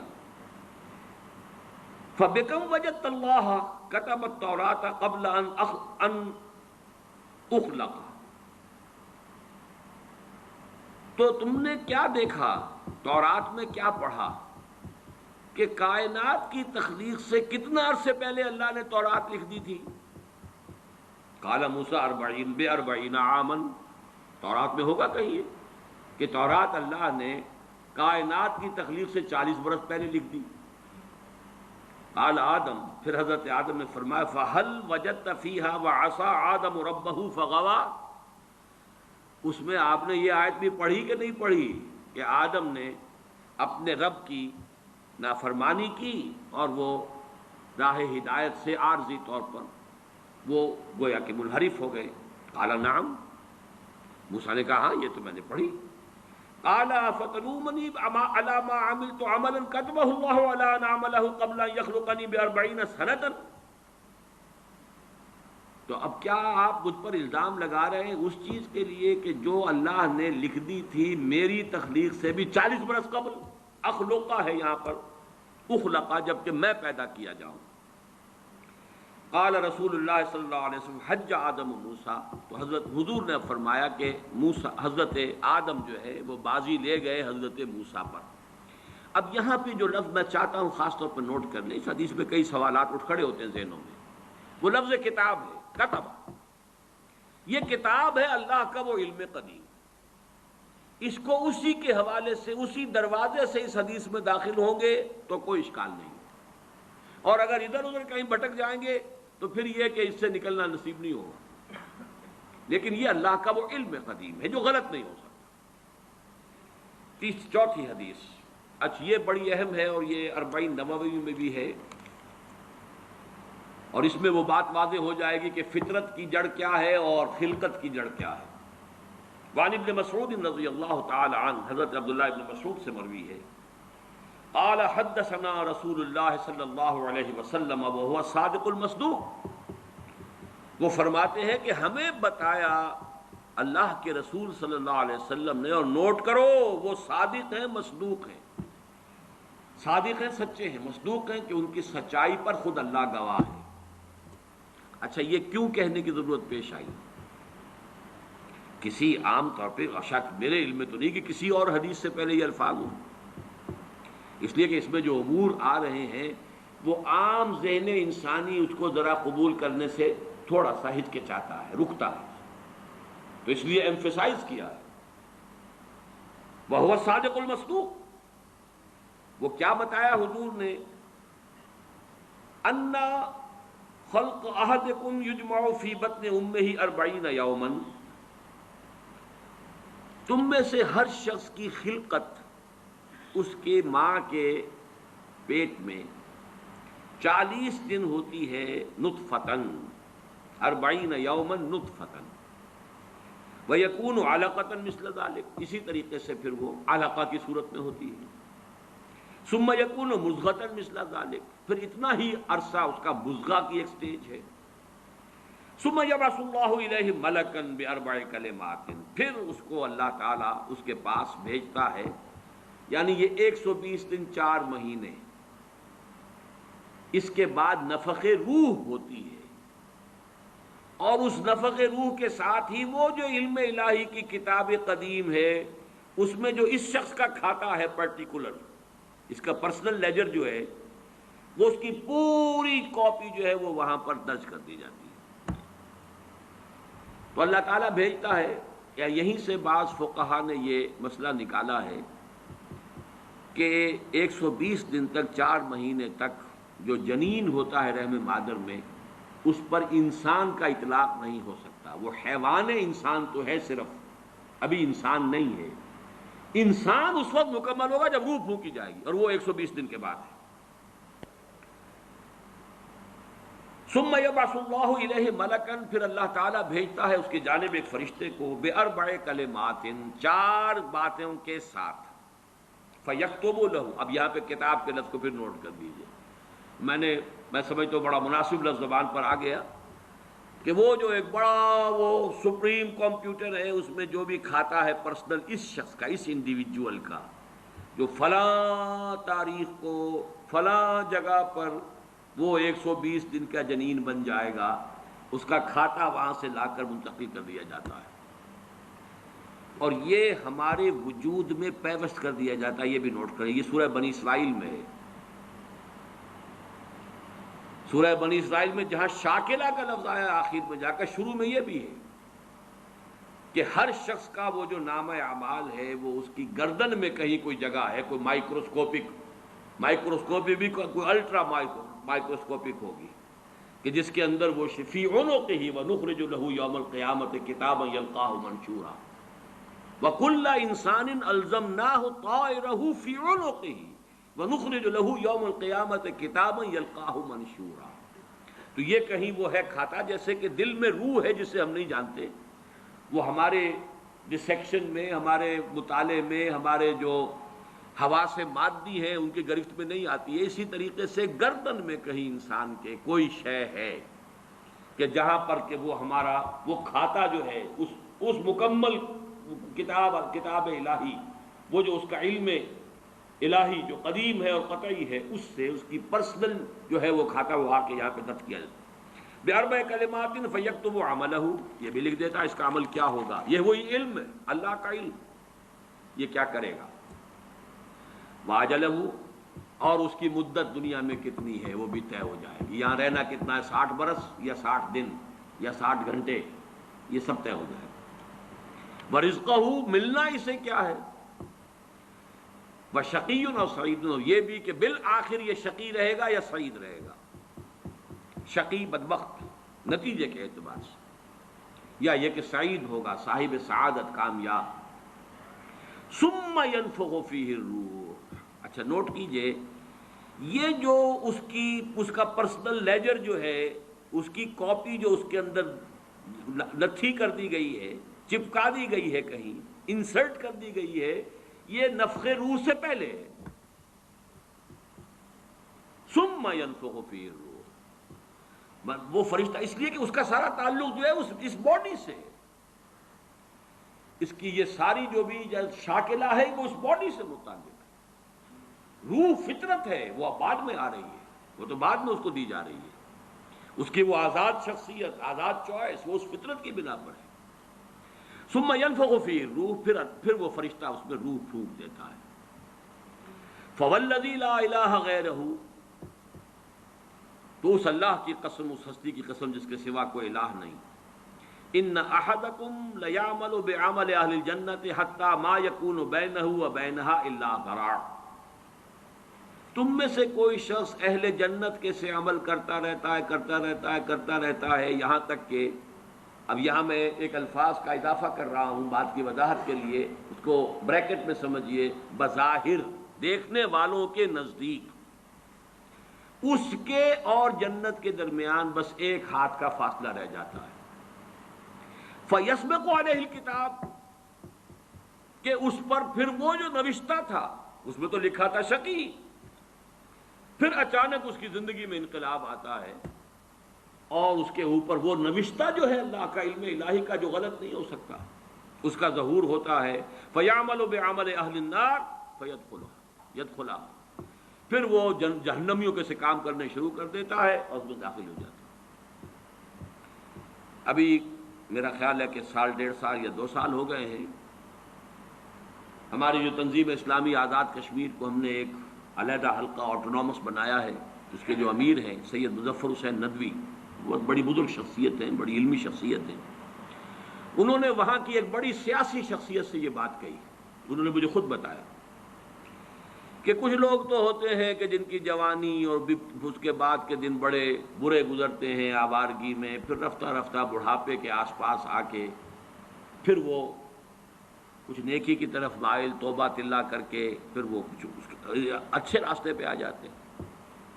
کچھ لوگ الٹے ہوتے ہیں کہ وہ پہلے بڑے نیک، بہت صالح، بہت اچھے، بہت محتاط، بہت متقی، لیکن یہ کہ آخری عمر میں آ کے تو ان کا حال جو ہے بدل جاتا ہے اور پھر وہ بالکل مختلف شخص بن جاتے ہیں، اور ان دوسروں میں سے آپ بھی ایک ہیں۔ اور یہ ایک بہت بڑی شخصیت آزاد کشمیر کی جن سے یہ کہا سید مظفر حسین ندوی، اس لیے کہ وہاں ان کا ایک بڑا اونچا مقام ہے، وہ تعلیمات دینی کا جو پورا محکمہ ہے اس کے بھی انچارج رہے ہیں، اور بھی ندوے کے فارغ التحصیل ہیں۔ مولانا علی میاں اور مولانا مسعود عالم ندوی مرحوم، ان دونوں کے نہایت چہیتے شاگرد۔ بہرحال یہ اسی طرح کا فینومینن ہے جو اس حدیث میں آ رہا ہے۔ وَإِنَّ أَحَدَكُمْ لَيَعْمَلُ بِعَمَلِ أَهْلِ النَّارِ، اور تم میں سے کسی شخص کا معاملہ یہ بھی ہو سکتا ہے کہ وہ عمل کرتا ہے اور کرتا رہتا ہے جہنمیوں کے سے، حتیٰ ما یکون بینہ و بینہا الا ذراع، یہاں تک کہ اس کے اور جہنم کے درمیان دیکھنے والوں کو نظر یہ آ رہا ہے کہ یہ تو اب پاؤں لٹکائے بیٹھا ہے گور میں اور ابھی تک اس کے لچھن بدلے نہیں ہیں۔ فیسبق علیہ الکتاب، لیکن وہ نوشتہ اللہ کا، وہ جو ایک علم خدا بندی کے اعتبار سے وہ تو شقی تھا یا سعید تھا۔ فیعمل بعمل اہل الجنۃ فیدخلھا، تو وہ اب اہل جنت کے سے کام کرتا ہے اور جنت میں داخل ہوتا ہے۔ یہی حدیث جو ہے آگے چل کر اسی مضمون کی حدیث نمبر 17 میں بھی آئے گی، اسی مجموعے کے اندر، اگر ہم وہاں تک پہنچ گئے۔ اب یہ حدیث جو ہے اس اعتبار سے متفق علیہ، پہلی حدیث آئی ہے متفق علیہ اس باب میں۔ پہلی 3 حدیثیں جو ہے وہ 3 پڑھی ہیں، کتنی پڑھی ہم نے پہلے؟ 1 2 3، یہ چوتھی حدیث ہے اور یہ ہے متفق علیہ۔ باقی 3 کی 3 صرف صحیح مسلم کی تھی، اور بڑی عظیم حدیث ہے، بہت عظیم حدیث۔ ایک تو فطرت اور جبلت یہاں واضح ہو گئی، ایک سرشتے خلقت ہے انسان کی، ایک فطرت ہے۔ فطرت ہے، اس کا تعلق اس کا روح ملکوتی سے ہے، وہ روح ہے۔ ثم ينفخ فيه الروح، روح پھونکتا ہے اس میں۔ اس سے پہلے 120 دن کا جو یہ جنین ہے، جو امبریو ہے اور وہ لیونگ ہے، اس کے اندر لائف کے تمام جو بھی اوصاف ہے وہ موجود ہے، وہ تو پہلے دن سے ہے۔ سپرمیٹوزوئن بھی اگر تھا تو وہ بھی زندہ تھا، متحرک تھا، فعال تھا، اور اگر اوم تھا ماں کی طرف سے تو وہ بھی زندہ شے تھی، لیونگ ایک آرگنزم ہے۔ لہذا کوئی وقت بھی اس کے اوپر ایسا تو نہیں آیا، وہ تو حیات سے حیات چلی آ رہی ہے۔ وہ ماں کی حیات اور باپ کی حیات، ان دونوں سے مل کر حیات کا ایک سلسلہ جو ہے وہ شروع ہو گیا ہے۔ لیکن 120 دن کے بعد وہ مرحلہ آتا، اس سے پہلے خلقت ہے صرف، اور اس خلقت سے تعلق ہے ان 4 چیزوں کا جس کا تعلق کتاب سے۔ یہ ہے گیون چیزیں اس کے لیے۔ البتہ یہ کہ اس کے بعد جب روح پھونکی گئی، یہ روح وہ ہے کہ جو اس کا اپنا چوائس ہے۔ اب دیکھیے، اگر کسی کی خلقت کے اندر بدی کے رجحانات بہت تھے، اس کی روح سٹرگل کر رہی ہے شاکلہ کے اندر، شاکلہ سے باہر نکل نہیں سکتی۔ Great resistance it has to overcome, کرتے یوں سمجھیے کہ جیسے دیمک جو ہے کسی چوکھٹ کو اندر سے کھا رہی ہے، ایک وقت آتا ہے کہ وہ اوپر ظاہر ہو جاتی ہے۔ تو اس کے اندر جو ہے خلقت میں اگر نیکی کا رجحان زیادہ تھا، لیکن اس کی اپنی چوائس بدی کی ہے، تو اسے سٹرگل کرنی پڑی ہے اپنی نیکی کو دبانے میں، اس وقت تک نیکی ظاہر ہو رہی ہے، لیکن بالآخر وہ کامیاب ہو جاتا ہے، اس لیے کہ وہ شقی تھا، اور آخر میں وہ دیمک جو ہے شقاوت کی وہ ظاہر ہو جاتی ہے۔ اگر بدی کے رجحانات اس کی خلقت میں زیادہ تھے گیون شاکلہ جو ہے وہ نیگیٹو زیادہ تھا، وہ کوشش کر رہا ہے. اب یہ سٹرگل جو ہے انسان کی شخصیت کے اندر ہو رہی ہے، اللہ جانتا ہے اس کو. دیکھنے والوں کو تو یہ نظر آئے گا وہی کام کر رہا ہے، یہ جو پہلے 10 سال پہلے کر رہا تھا آج بھی وہی کر رہا ہے.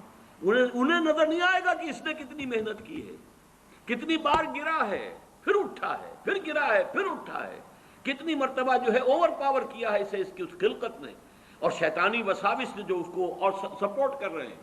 لیکن اس نے اپنی he has not given up his struggle، اس کے اندر لگا رہا ہے یہاں تک کہ بالآخر کامیاب ہو گئے. لیکن دیکھنے والوں کو جو نظر آئے گا اس کے اعتبار سے حدیث نے بات کو واضح کر دیا. کوئی اشکال نہیں، الحمدللہ میرے ذہن میں کوئی اشکال اس حدیث کے درجے میں باقی نہیں رہا. اب آگے چلیے 5ویں حدیث ہے. وعن سہل بن سعد رضی اللہ عنہ قال قال رسول اللہ صلی اللہ علیہ وسلم ان العبد لیعمل عمل اہل النار وانه من اہل الجنہ ویعمل عمل اہل الجنہ وانه من اہل النار وانما الاعمال بالخواتیم. آخری فیصلہ ہوگا اس کے اس آخری وقت کا جو معاملہ ہے اس کے اعتبار سے. اب جو اس کی وضاحت کی ضرورت نہیں، یہ بھی متفق علیہ ہے. 6 حدیث. وعن عائشہ رضی اللہ عنہا قالت دعی رسول اللہ صلی اللہ علیہ وسلم الى جنازت صبی من الانصار. حضرت ام المومنین حضرت عائشہ صدیقہ رضی اللہ تعالی عنہ فرماتی ہیں کہ حضور کو دعوت دی گئی، آپ سے درخواست کی گئی، انصار میں کسی بچے کا انتقال ہو گیا کہ آپ اس کی نماز جنازہ میں شرکت فرمائیں، پڑھائیں. فقلت یا رسول اللہ، میں نے عرض کیا اللہ کے رسول، یعنی اب اس میں یوں سمجھیے کہ جو چیز امپلائڈ ہے آپ خامخواہ یہ وقت لگائیں گے، جائیں گے، دعا کریں گے، آمد و رفت کی آپ کو مشقت جھیلنی پڑے گی. تو بالہذا یہ تو ایک بالکل ہی پاک وجود، کوئی اس نے برائی کمائی ہی نہیں، انفینسی میں یا چائلڈ ہوڈ میں اس کا انتقال ہو رہا ہے. تو بالہذا عصفور من عصافر الجنہ لم یعمل السوء. وہ تو جنت کی چڑیوں میں سے ایک چڑیا تھی، چلی گئی، اس نے کوئی کام کیا ہی نہیں. ولم یدرک ہو، نہ اس نے کوئی برا عمل کیا، نہ برے عمل کے قریب پھٹکا، اس کا ادراک بھی نہیں، اسے ابھی بدی کا کوئی شعور ہی نہیں تھا. فقال، اب حضور نے فرمایا او غیر ذالک یا عائشہ، اے عائشہ کہیں ایسا تو نہیں کہ بات اس کے برعکس ہو. ان اللہ خلق للجنت اہلا، دیکھو اللہ تعالیٰ نے جو مخلوق پیدا کی ہے اپنے انجام کے اعتبار سے ان میں سے کچھ جو ہے وہ جنت کے لیے. خلقہم لہا وہم فی اصلاب آبائہم، اگرچہ وہ ابھی اپنے باپوں کی پیٹھوں میں صلب میں ہوتے ہیں تب بھی ان کے بارے میں علم خداوندی میں کچھ طے ہے. وَخَلَقَ لِلنَّارِ أَهْلًا خَلَقَهُمْ لَهَا وَهُمْ فِي أَصْلَابِ آبَائِهِمْ. اسی طریقے سے چاہے ابھی کچھ لوگ اپنے والدین، اپنے آبا دادا کی ابھی پشت کے اندر ہی ہے، ابھی وہ باپ تک بھی منتقل نہیں ہوا ہے، لیکن یہ کہ اللہ کے علم میں ہے. ہم نہیں کہہ سکتے کہ کس کا کیا انجام ہونا ہے، یہ ہمارے علم کی بات نہیں ہے، یہ اللہ تعالیٰ کے حوالے علم خداوندی میں. ہمارا کام شریعت کا کیا ہے؟ مسلمان کا جنازہ ہے، جاؤ پڑھو، چاہے بچہ ہو. مشرک کا بچہ ہے، اس کا آپ جنازہ نہیں پڑھ سکتے، بس بات ختم ہو گئی. ہمارے لیے شریعت ہے اور وہ ہے اس ظاہر کے اعتبار سے. حقیقت میں کس کا کیا انجام ہونے والا ہے وہ اللہ بہتر جانتا ہے. 7ویں حدیث. وعن علی رضی اللہ عنہ قال قال رسول اللہ صلی اللہ علیہ وسلم ما منکم من احد الا وقد کتب مقعده من النار ومقعده من الجنہ. قالوا یا رسول اللہ افلا نتکل علی کتابنا وندع العمل. حضرت علی سے اب یہ بڑی حکیمانہ یعنی حدیث ہے. حضرت علی سے مروی ہے رضی اللہ تعالی عنہ کہ حضور نے ارشاد فرمایا ما منکم من احد، تم میں سے کوئی شخص ایسا نہیں ہے، کوئی شخص نہیں ہے مگر یہ کہ لکھا جا چکا ہے اس کا ٹھکانہ یا جنت میں یا دوزخ میں. یعنی اللہ کے علم میں تھے، اللہ کے علم میں معلوم ہے. محنت کرو گے، کوشش کرو گے، لیکن یہ کہ جو انجام ہے وہ اللہ کے علم میں ہے، کتاب میں. من قبل ان نبراہا، وہ تو اس علم میں الہی کی جو کتاب ہے ام الکتاب، اس کتاب کے اندر سے جو بھی ہے وہ در حقیقت وہ اس کا ظہور ہوگا بالآخر۔ تو لوگوں نے کہا قالوا یا رسول اللہ، اب یہ جو نتیجہ نکلتا ہے نوٹ کیجئے، افلا نتکل علی کتابنا ونضع العمل، تو کیا پھر ہم توکل نہ کریں، بھروسہ نہ کریں اپنے کتاب پر، جو بھی لکھا ہوا ہے وہ تو ہونا ہی ہے، پھر عمل چھوڑ دیں؟ یہ مشقت بھاگ دوڑ یہ وہ اس کے لیے کائے کے لیے؟ قال اعملوا، نہیں، عمل کرو، محنت کرو، جدوجہد کرو، امکانی حد تک کرو، فکل میسر لما خلق له، ہر شخص تدریجاً اس کی تیسیر ہوتی چلی جائے گی، میسر۔ اس کو ذرا لفظ کو نوٹ کر لیجئے، اس لیے کہ اس حدیث میں یہ ذرا ثقیل شکل میں بھی آگے آ رہا ہے 2 مرتبہ۔ یسر کہتے ہیں آسانی کو، عسر کہتے ہیں تنگی کو۔ فلم عسر والیسر، جن حضرات نے بیعت کی ہے تنظیم اسلامی میں شامل ہوتے ہوئے، وہ ان الفاظ سے خوب واقف ہیں۔ فی العسر والیسر، اطاعت کریں گے عسر میں بھی یسر میں بھی۔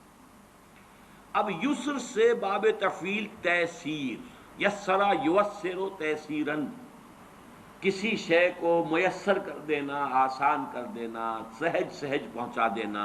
جیسے کہ جو سورۃ اللیل ہے آخری پارے میں، فَسَنُيَسِّرُهُ لِلْيُسْرَىٰ وَسَنُيَسِّرُهُ لِلْعُسْرَىٰ، آہستہ آہستہ ہم اسے الیسرا میں پہنچا دیں گے، یا آہستہ آہستہ وہ العسرا میں پہنچ جائے گا۔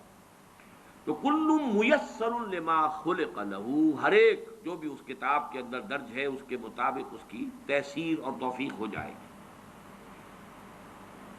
اما من کان من اہل السعادۃ فسیسر لعمل السعادہ، تو جس کا اللہ تعالیٰ کے اس علم میں سعادت کا ہے انجام، وہ سعادت کے لیے آسان کیا جائے گا، اس کے لیے سعادت اور نیکی کے راستے کھول دیے جائیں گے، کھلتے چلے جائیں گے۔ وَأَمَّا مَنْ كَانَ مِنْ أَهْلِ الشَّقَاوَةِ شَقِيٌّ وَسَعِيدٌ، یہ ہم اس حدیث میں پڑھ چکے ہیں متفق علیہ میں، یہ بھی لکھ دیا جاتا ہے۔ تو فرمایا فَسَيُيَسَّرُ لِعَمَلِ الشَّقَاوَةِ، ثم قرأ فأما من أعطى واتقى وصدق بالحسنى فسنيسره لليسرى۔ اب یہاں دیکھیے آیت جو کوٹ کی ہے آپ نے، وہ بالکل وہی ہے۔ 4 شرطیں پہلے انسان پوری کرتا ہے، 3 کم سے کم 3 آتی۔ فأما من أعطى واتقى وصدق بالحسنى فسنيسره لليسرى، جو شخص اعطا، جود، سخاوت، لوگوں کی تکلیفوں کو رفع کرنے کے لیے اپنا مال خرچ کرنا، اس کے لیے کوشاں رہتا ہے، پھر بچتا ہے، لوگوں کی دل شکنی سے بھی بچتا ہے، لوگوں کو نقصان پہنچانے سے بچتا ہے، اللہ کے احکام کو توڑنے سے بچتا ہے، اور صدق بالحسنى، اور جو بھی سچی اور اچھی بات سامنے آئے اس کی تصدیق کرتا ہے۔ یہ 3 شرطیں پوری کرو گے فَسَنُيَسِّرُهُ لِلْيُسْرَىٰ، تو ہم اس کو سہج سہج مشکلات جو ہیں اس راستے کی آسان سے آسان کر دیں گے، دروازے کھولتے چلے جائیں گے۔ جیسے کہ فرمایا وَالَّذِينَ جَاهَدُوا فِينَا لَنَهْدِيَنَّهُمْ سُبُلَنَا، اپنے راستے ان کے لیے کھولتے چلے جائیں گے۔ اور اس کے برعکس وَأَمَّا مَن بَخِلَ وَاسْتَغْنَىٰ وَكَذَّبَ بِالْحُسْنَىٰ فَسَنُيَسِّرُهُ لِلْعُسْرَىٰ۔ تو آیات کا حوالہ دیا حضور نے اس حدیث کے اندر۔ 2 حدیثیں اس میں جو کہ ایمان بالقدر سے بظاہر متعلق نہیں ہے، لیکن بہرحال صاحب مشکات نے جمع کی ہیں، اس میں درج کی ہے، اس میں بھی لفظ کتاب ہے جو نوٹ کرنے کا ہے۔ وعن ابی ہریرہ رضی اللہ عنہ قال قال رسول اللہ صلی اللہ علیہ وسلم ان اللہ كتب علی ابن آدم حظه من الزنا ادرک ذلك لا محالہ۔ حضور نے فرمایا کہ ہر ابن آدم پر اللہ تعالیٰ نے زنا کا کچھ نہ کچھ حصہ لکھ دیا ہے۔ لکھ دیا کہ یہ حصہ اس میں آئے گا، اس کے حصے میں پڑے گا، یہ علم خداوند ہے۔ تو وہ کیا ہے؟ وہ لا محالہ اس کا وہ حصہ اسے پہنچے گا۔ فزنا العین النظر، زنا جس کو ہم معروف معنی میں زنا کہتے ہیں وہ نہ بھی ہو تو آنکھ کا بھی زنا ہے، نامحرم کو دیکھنا۔ ایک مرتبہ کی نگاہ جو ہے وہ معاف ہے، دوسری مرتبہ کا دیکھنا وہ آنکھ کے زنا کے حکم میں ہے۔ وزن اللسان النطق، نامحرم سے گفتگو کرنا اور خام خواہ گفتگو کو طول دینا، اس میں لذت لینا، ضرورت کے ساتھ کوئی گفتگو کرنی پڑ رہی ہے، کراہت کے ساتھ کرنی پڑ رہی ہے، بس جتنی بات ضروری ہے اتنی ہی کی ہے، وہ بات اور ہے. لیکن یہ کہ اس سے آگے معاملات مختلف اعتبار، وہ بھی زبان کا نطق کا زنا ہے. والنفس یتمنی وتشتہی، اور نفس کا معاملہ یہ ہے کہ پھر وہ تمنا اس میں ابھرتی ہے کہ تکمیل ہو جائے اس عمل زنا کی، اور اس میں اشتہا ہوتا ہے، شہوت ہوتی ہے. والفرج یصدق ذلک ویکذبہ، اس کے بعد تو عمل جو ہے وہ یا اس کی توثیق اور تصدیق کر دیتا ہے یا اس کی تکذیب کر دیتا ہے. متفق علیہ روایت ہے. وفی روایت لمسلم، اور جو امام مسلم منفرد طور پر جو لائے ہیں روایت، وہ یہ بھی ہے کہ قال كتب على ابن آدم نصیبہ من الزنا مدرک ذلك لا محالہ، العینان زناہما النظر، والاذنان زناہما الاستماع، واللسان زناہ الکلام، والید زناہ البطش، والرجل زناہ القطع، والقلب یہوی ویتمنا ویصدق ذلك الفرج ویکذبہ.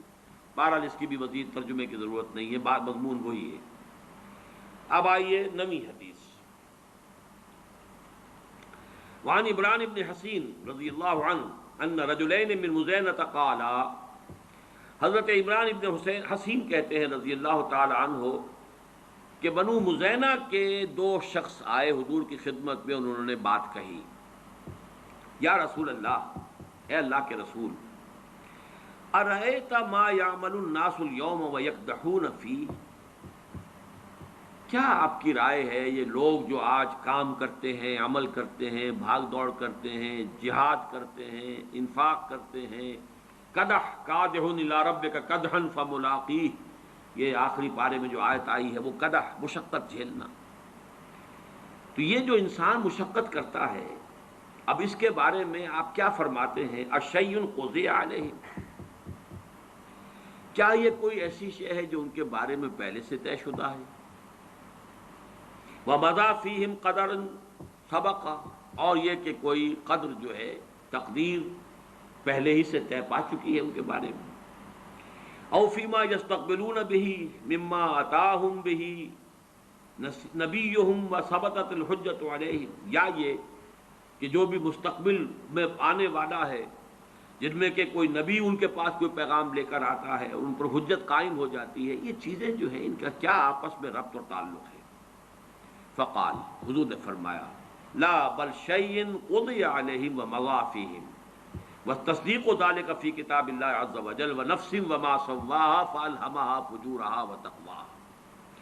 حضور نے فرمایا، اور یہاں پر پھر میں کہوں گا کہ اس سے مراد صرف وہ علم الہی ہے کہ اس میں وہ شے طے شدہ ہے کہ کسی شخص کو کیا کرنا ہے، کیا کرے گا، لیکن اس سے اس کے آزاد ارادے اور اس کے چوائس کی نفی مطلق انفر کرنا درست نہیں ہے. وعن ابی ہریرہ، 10ویں حدیث، حضرت ابو ہریرہ سے مروی ہے رضی اللہ تعالی عنہ، قال قلت یا رسول اللہ، وہ فرماتے ہیں کہ میں نے عرض کیا اللہ کے رسول، انی رجل شاب، میں ایک جوان شخص ہوں. اور ظاہر بات ہے کہ اصحاب صفہ میں سے تھے، نکاح کرنا، گھر گرہستی یہ ان کے لیے ممکن ہی نہیں تھا. وَأَنَا أَخَافُ عَلَى نَفْسِ الْعَنَةَ، اور مجھے اپنے بارے میں خوف ہے، کہیں میرا قدم پھسل نہ جائے، کوئی غلط حرکت نہ کر بیٹھوں، آخر جوان انسان ہوں، جوان مرد ہوں، تو میری جو بھی طبیعت کا تقاضا ہے. وَلَا أَجِدُ مَا أَتَزَوَّجُ بِهِ النِّسَاءَ، میرے پاس تو کوئی وہ مال نہیں ہے، وہ وسائل نہیں ہے کہ میں نکاح کر سکوں. كَأَنَّهُ يَسْتَأْذِنُهُ فِي الْاخْتِصَاصِ، اگرچہ وہ الفاظ تو حضرت ابو ہریرہ نے استعمال کیے، لیکن یہ کہ جو اندیا اس سے ظاہر ہوا وہ یہ تھا کہ وہ یہ اجازت چاہتے تھے کہ میں اپنی مردمی کو ختم کر لوں، خصی ہو جاؤں، میں اپنے اس تقاضے ہی کو ختم کر لوں. قال فسکت عنی، تو حضرت ابو ہریرہ فرماتے ہیں کہ جب میں نے یہ بات کہی تو حضور خاموش رہے. ثم قلت مثل ذلك، میں نے پھر وہی بات دہرائی، فسکت عنی، پھر بھی حضور خاموش رہے. ثم قلت مثل ذلك، پھر میں نے تیسری مرتبہ بات کہی، حضور فسکت عنی، پھر آپ پھر بھی خاموش رہے. ثم قلت مثل ذلك، چوتھی مرتبہ جب میں نے یہ بات کہی، فقال النبی صلی اللہ علیہ وسلم، تو حضور نے ارشاد فرمایا، یا ابا ہریرہ جف القلم بما انت لاق فاقتص على ذلك او ذر، رواہ البخاری رحمہ اللہ۔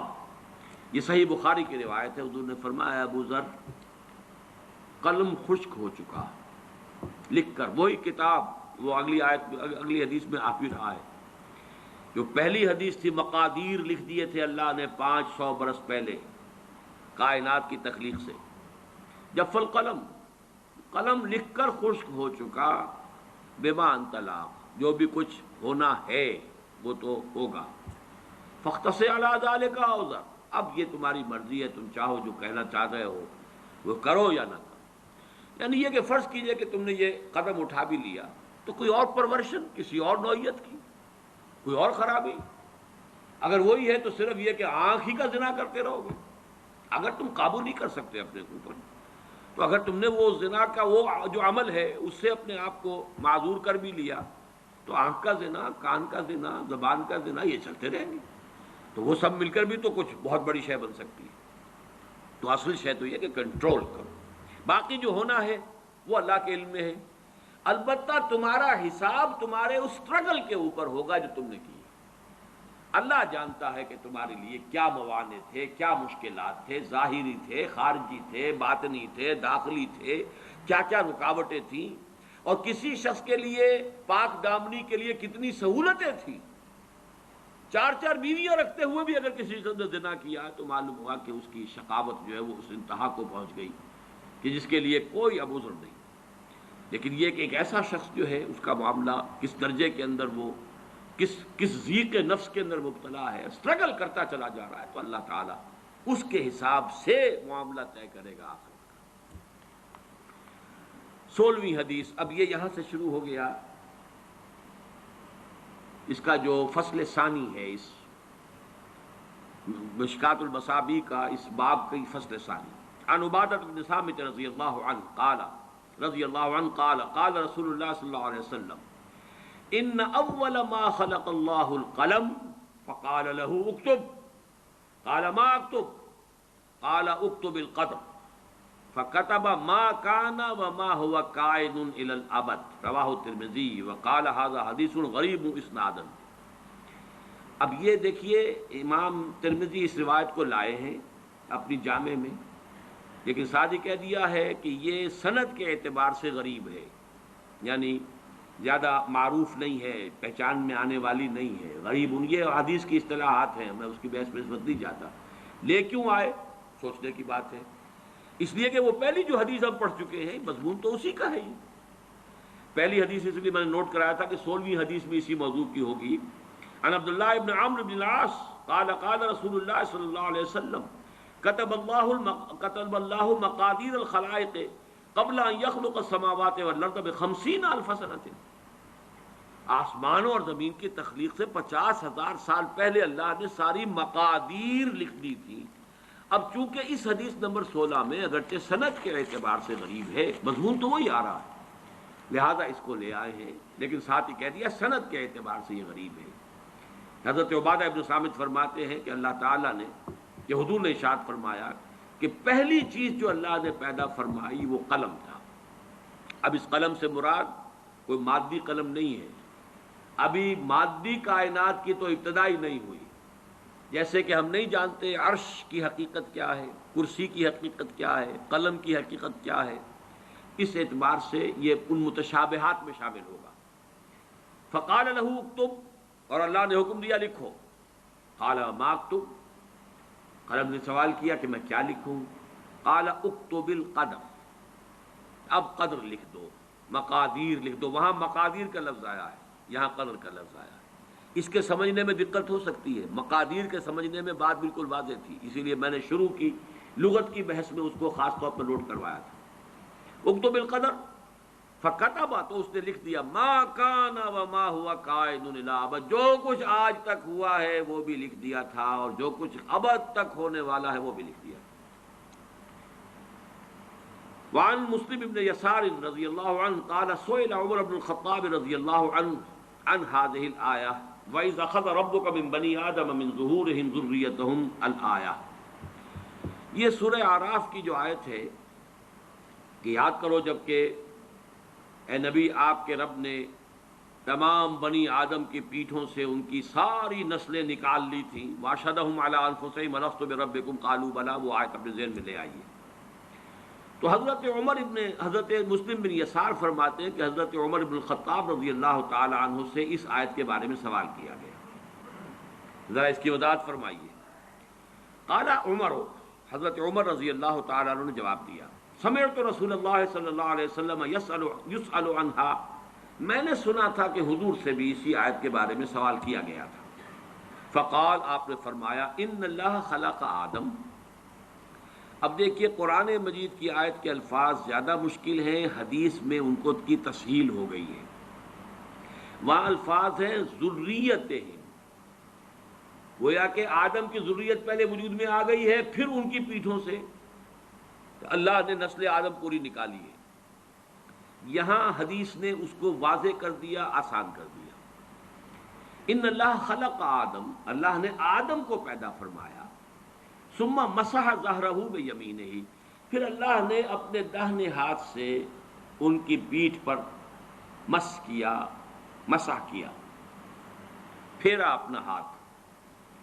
فاستخرج منہ ذریۃ، تو اس میں سے کچھ اولاد جو تھی ذریت آدم جو آنی ہے ابد تک، اس میں سے کچھ کو نکال دیا. فقال خلقت ہؤلاء للجنہ، فرمایا یہ وہ لوگ ہیں، یہ جنت کے لیے، میں نے ان کو پیدا کیا جنت کے لیے. ثم مسح ظہرہ بیمینہ، ثم ظہر،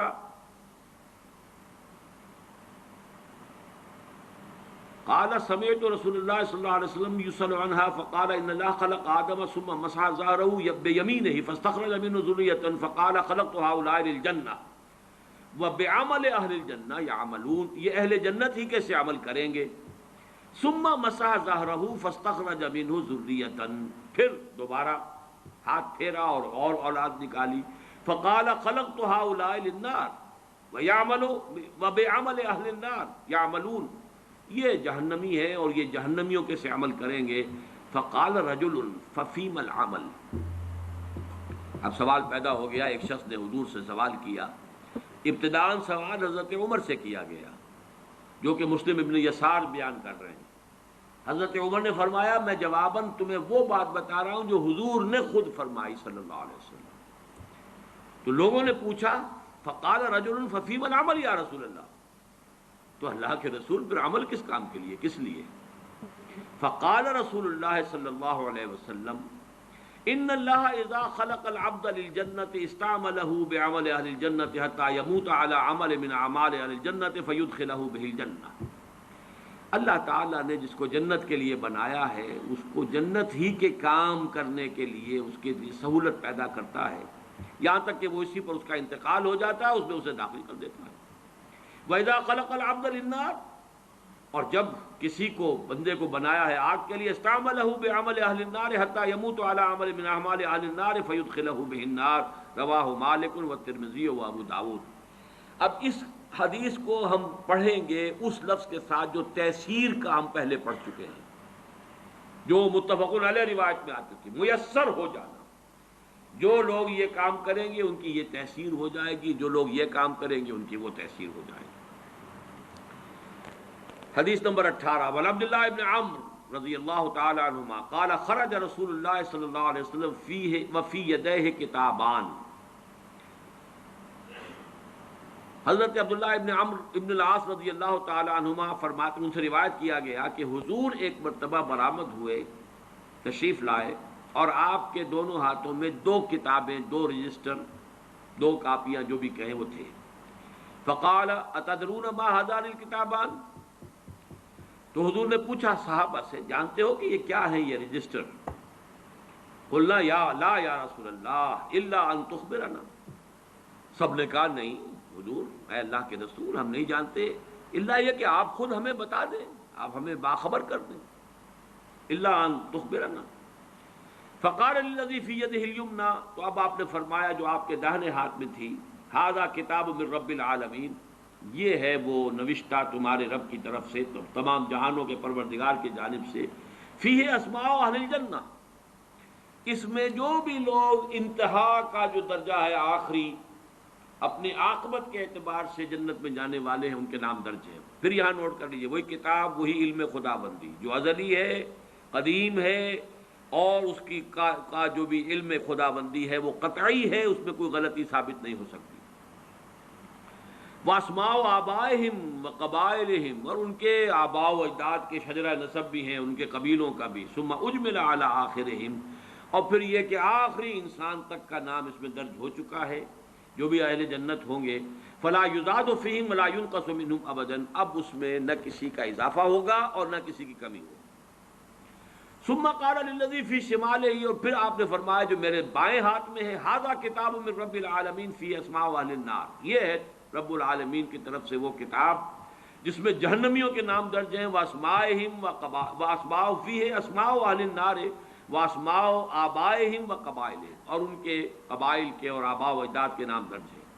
ثم اجمل علی آخرہم، اور یہ بھی آخری جو انسان ہو سکتا ہے جو آئے گا نسل آدم میں سے، اس کی حد تک جو بھی تقسیم ہونی ہے اس کا درج ہو چکا، اندراج ہو چکا ہے۔ فلا یزاد فیہم ولا ینقص، اب نہ اس میں کوئی اضافہ ہوگا اور نہ کمی ہوگی ابدا۔ فقال اصحابہ، پھر حضور کے صحابہ نے سوال کیا، ففیم العمل یا رسول اللہ، ان کان امر قد فرغ منہ، یا قد فرغ منہ، یہ مجہول بھی ہو سکتا ہے اور معروف بھی ہو سکتا ہے۔ انہوں نے پوچھا کہ پھر یہ عمل ہم کس بات میں کریں، اگر یہ کوئی ایسا معاملہ ہے کہ جو جس سے فارغ ہوا جا چکا، جو طے ہو چکا علم الہی میں، اللہ کے فیصلے میں، مقدر کے اندر طے ہو گیا، یا اللہ تعالیٰ جس سے فارغ ہو چکا۔ فقال صددوا وقاربوا، دو الفاظ بڑے اہم ہیں، سیدھے کرنے کی کوشش کرتے رہو، سددوا، سداد کہتے ہیں سیدھا کرنا، تو سیدھا راستہ کرنے کی کوشش کرتے رہو۔ تمہارے اندر کوئی ٹیڑھ اگر ہے خلقت کے اندر، کوشش کرو اسے سیدھا کرو، جتنے بھی امکان کی حد تم کر سکتے ہو سیدھا کرو۔ اور قارب، مقاربت، قریب قریب بہتر لانے کی کوشش کرو، خیر کی طرف، بھلائی کی طرف۔ پھر وہی آیت ذہن میں رکھیے، فاما من اعطى واتقى وصدق بالحسنى، کوشش اس کی کرو، فسنيسره لليسرى، واما من بخل واستغنى وكذب بالحسنى فسنيسره للعسرى۔ میں پچھلی مرتبہ آپ کو بتا چکا ہوں کہ اس میں واقعہ یہ ہے کہ شاکلہ 95% شاکلہ ہے انسان، لیکن ایک فری چوائس ہے، کوشش ہے، جد و جہد ہے، وہ سٹرگل جو ہو رہی ہے اندر اس خول کے اندر، وہ اللہ جانتا ہے۔ کیا گیون تھا وہ اللہ جانتا ہے، کیا کوشش اس نے کی وہ اللہ جانتا ہے، اور ہر شخص کی پرسنل اسسمنٹ ہوگی۔ کلہم آتی ہے یوم القیامت فردا، ہر انسان کو، ہر ذی نفس کو اللہ کی عدالت میں حاضر ہونا انفرادی سطح، ہر شخص اپنی ذاتی اعتبار سے، اور اس کا جو بھی گیون تھا، لا یکلف اللہ نفسا الا وسعها، سددوا وقاربوا، فإن صاحب الجنة يختم له بعمل أهل الجنة وإن عمل أي عمل، وإن صاحب النار يختم له بعمل أهل النار وإن عمل أي عمل۔ ثم قال رسول اللہ صلی اللہ علیہ وسلم بِيَدَيْهِ فَنَبَذَهُمَا، پھر آپ نے دونوں ہاتھ جو ہیں ان کو اشارہ کر کے کہا، فَرِغَ رَبُّكُم مِّنَ الْعِبَادِ فَرِيقٌ فِي الْجَنَّةِ وَفَرِيقٌ فِي السَّعِيرِ، تمہارا رب فارغ ہو چکا ہے، اس کے علم میں یہ طے ہے کہ کون ہے، ایک جماعت ہے کہ جو جنت میں جانے والی، ایک جماعت ہے کہ جو جہنم میں جانے والی۔ کہ پھر نوٹ کر لیجئے اس حدیث کو علم الہی پر، یہ ساری احادیث جو ہے، اس کے اوپر جو میں نے ٹائٹل قائم کیا تھا، اس کو دوبارہ ذرا وہ اس کا جو ٹائٹل والا شیٹ ہے وہ لگا دو۔ اللہ کا علم کامل بھی ہے اور قدیم بھی، اور آن واحد میں کل کون و مکان اور ماضی، حال اور مستقبل سب کو محیط بھی۔ اسی کو قرآن اور حدیث میں الکتاب سے بھی تعبیر کیا گیا ہے، جس میں درج کوئی شے غلط نہیں ہو سکتی۔ البتہ اللہ کا یہ علم قدیم و قطعی، پری نالج، جبر محض، پری ڈیسٹینیشن یا فیٹلزم کو مستلزم نہیں ہے، یہ ہے اس کا لب لباب۔ بہرحال یہ جو حدیث تھی کہ اللہ تعالیٰ فارغ ہو چکا ہے، فرغ ربکم من العباد فریق فی الجنۃ و فریق فی السعیر، یہ قرآن مجید کے الفاظ ہیں، رواہ ترمذی رحمہ اللہ۔ اب اس کی حدیث نمبر 19، ٹائم تو زیادہ ہو رہا ہے لیکن یہ کہ آج اس کو ختم کر دیں، تھوڑا سا مزید دوں گا۔ یا بس یہ کہ صرف یہ ایک حدیث پڑھ لیتے ہیں.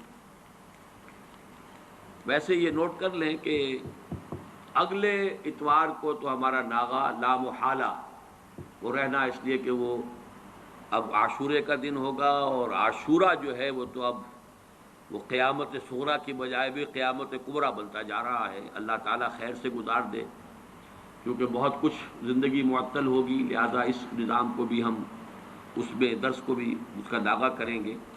آج چاہیں تو ذرا زیادہ وقت لگا لیں، سوال جواب کی نشست بھی ہو جائے، کیونکہ اس کے بعد بھی شاید ایک اور اتوار میں حاضر نہ ہو سکوں، لیکن درس ہوگا انشاءاللہ. البتہ پہلا جو اب اتوار آ رہا ہے وہ غالباً 18 کو ہے، وہ عاشورے کا دن ہے، اس روز درس نہیں ہوگا، تو اس کی کو تلافی آج کرنا چاہیں تو آپ کی مرضی ہے. وہ خدامہ رضی اللہ تعالیٰ عنہ سے مروی ہے، نبی ہے، وہ اپنے والد سے روایت کرتے ہیں. قال، وہ فرماتے ہیں، قلت یا رسول اللہ، میں نے کہا اے اللہ کے رسول، ارأیت رقن نسترقیہا ودوان نتداوا بہ وتقاتا نتقیہا هل ترد من قدر اللہ شیئا. بڑا تیکھا، بڑا ٹیڑھا سوال. میں نے اللہ کے رسول سے سوال کیا، اے اللہ کے رسول، ہم کچھ جھاڑ پھونک بھی کرواتے ہیں. یہ جھاڑ پھونک کا رواج تھا، اگرچہ حضور نے فرمایا ہے کہ میری امت کے 70,000 افراد وہ ہوں گے جو بغیر حساب کتاب کے جنت میں داخل ہوں گے، اور وہ متوکلون ہوں گے کہ جن کی پہلی صفت یہی ہے، لا یرقون ولا یسترقون، جھاڑ پھونک نہیں کرواتے. یسترقون لازمن ہے، لیکن یرقون کے بارے میں اختلاف ہے کہ جھاڑ پھونک نہیں کرانی، لیکن یہ کہ عام آدمی اس کو حرام قرار نہیں دیا حضور نے. تو وہ صحابی کہہ رہے ہیں، ارأیت رقن نسترقیہا، یہ جو جھاڑ پھونک ہم کرواتے ہیں، ودوان نتداوا بہ، اور دوا دارو جس سے کہ ہم اپنے امراض کا اور بیماریوں کا علاج کرنے کی کوشش کرتے ہیں، وتقاتا نتقیہا، اور یہ کہ کچھ حفاظتی بندوبست ہم کرتے ہیں اپنی جان کی حفاظت کے لیے. اب ایک حفاظت جو ہے وہ آج کل مجھ پر بھی ٹھونس دی گئی ہے. پرسوں جمعے کے روز اچانک پتہ نہیں کیا کھلبلی مچی، ایس پی صاحب بھی تشریف لائے، اور پھر ڈی ایس پی صاحب بھی آئے، اور 2 SHOs بھی آئے. کوئی افواہ اڑی ہوئی تھی شہر میں، کوئی خاص کوئی ہماری اکیڈمی کے بارے میں، واللہ عالم. میں نے تو کہا کہ کوئی مجھے تو نہ کوئی ٹیلی فون ایسا آیا ہے. بہرحال انہوں نے کہا کہ ہم چاہتے ہیں یہاں پہ کہ کوئی گارڈ جو ہے کھڑے کر دیں. میں نے کہا وہ آپ اپنا جو بھی فرائض ہے آپ ادا کیجئے، باقی مجھے کوئی ضرورت اس کی نہیں ہے. اور ویسے بھی کوئی گارڈ آج کی دنیا میں، وہ پہلے کبھی اگر گارڈز کی کوئی ہوتی بھی تھی، کوئی ان کی تاثیر یا ان کا کوئی نتیجہ یا فائدہ، وہ آج کی دنیا میں ختم ہو چکا ہے. بہرحال 5 وقت تو ہم مسجد میں ایکسپوز ہوتے ہیں پوری طریقے سے، تو اس حوالے سے. اور لیکن اگر یہ اللہ کو منظور ہے تو یہ تو کام وہ ہے جو حضرت عمر کے ساتھ ہوا، حضرت علی کے ساتھ ہوا رضی اللہ تعالیٰ عنہما. دونوں کا معاملہ مسجد میں جو ہے حملہ ہوا تھا، لیکن ایسی کوئی صورت ہے ہی نہیں میرے لیے اس وقت جہاں تک میرے علم میں. بہرحال ابھی گارڈز جو ہیں، جو بھی اہتمام ہو رہا ہے، یہ تیسرا کھاتا ہے جو ان صحابی نے بیان کیا. اور یہ چیزیں حضور کے ساتھ بھی تھیں، حضور پر بھی پہرا ہوتا تھا. حضور جب مدینے میں تشریف لے گئے ہیں تو وہاں پر بھی پہرا ہوتا تھا. حضرت ابو ایوب انصاری کے مکان پر صحابہ پہرا دیتے تھے. البتہ اس کے بعد جب کوئی آیت نازل ہوئی ہے، غالباً وہ روایت پوری طرح تو ذہن میں مستحضر نہیں ہے، واللہ یعصمک من الناس، تو پھر حضور نے کہہ دیا کہ اب میرے لیے ان پہروں کا اہتمام نہ کرو، کیونکہ اللہ تعالیٰ نے یہ وعدہ اور ذمہ داری لے لی ہے، اللہ تمہیں بچائے گا انسانوں سے. اے نبی، اللہ بچائے گا آپ کو لوگوں سے. بہرحال یہ ضمانت جو ہے اور کسی کو تو نہیں ہے. تو انہوں نے یہ کہا، ارأیت رقن نسترقیہا، یہ جھاڑ پھونک جو ہم کرواتے ہیں، ودوان نتداوا بہ، دوا ہے ہم کرتے ہیں، اس بخار کے لیے یہ دوا ہے، فلاں کے لیے یہ دوا ہے، وتقاتا نتقیہا، اور یہ کہ کچھ چیزیں جو ہیں حفاظتی تدابیر ہم کرتے ہیں، حفاظت اور پہرے. اور هل ترد من قدر اللہ شیئا، کیا اس سے اللہ کی تقدیر میں کوئی تبدیلی، کوئی شے پھیری جا سکتی ہے، لوٹائی جا سکتی ہے؟ اب سوچئے کیا جواب. نبی اکرم صلی اللہ علیہ وسلم کا جواب کیا تھا؟ قال ہی من قدر اللہ، حضور نے فرمایا یہ خود اللہ کی قدر میں ہے.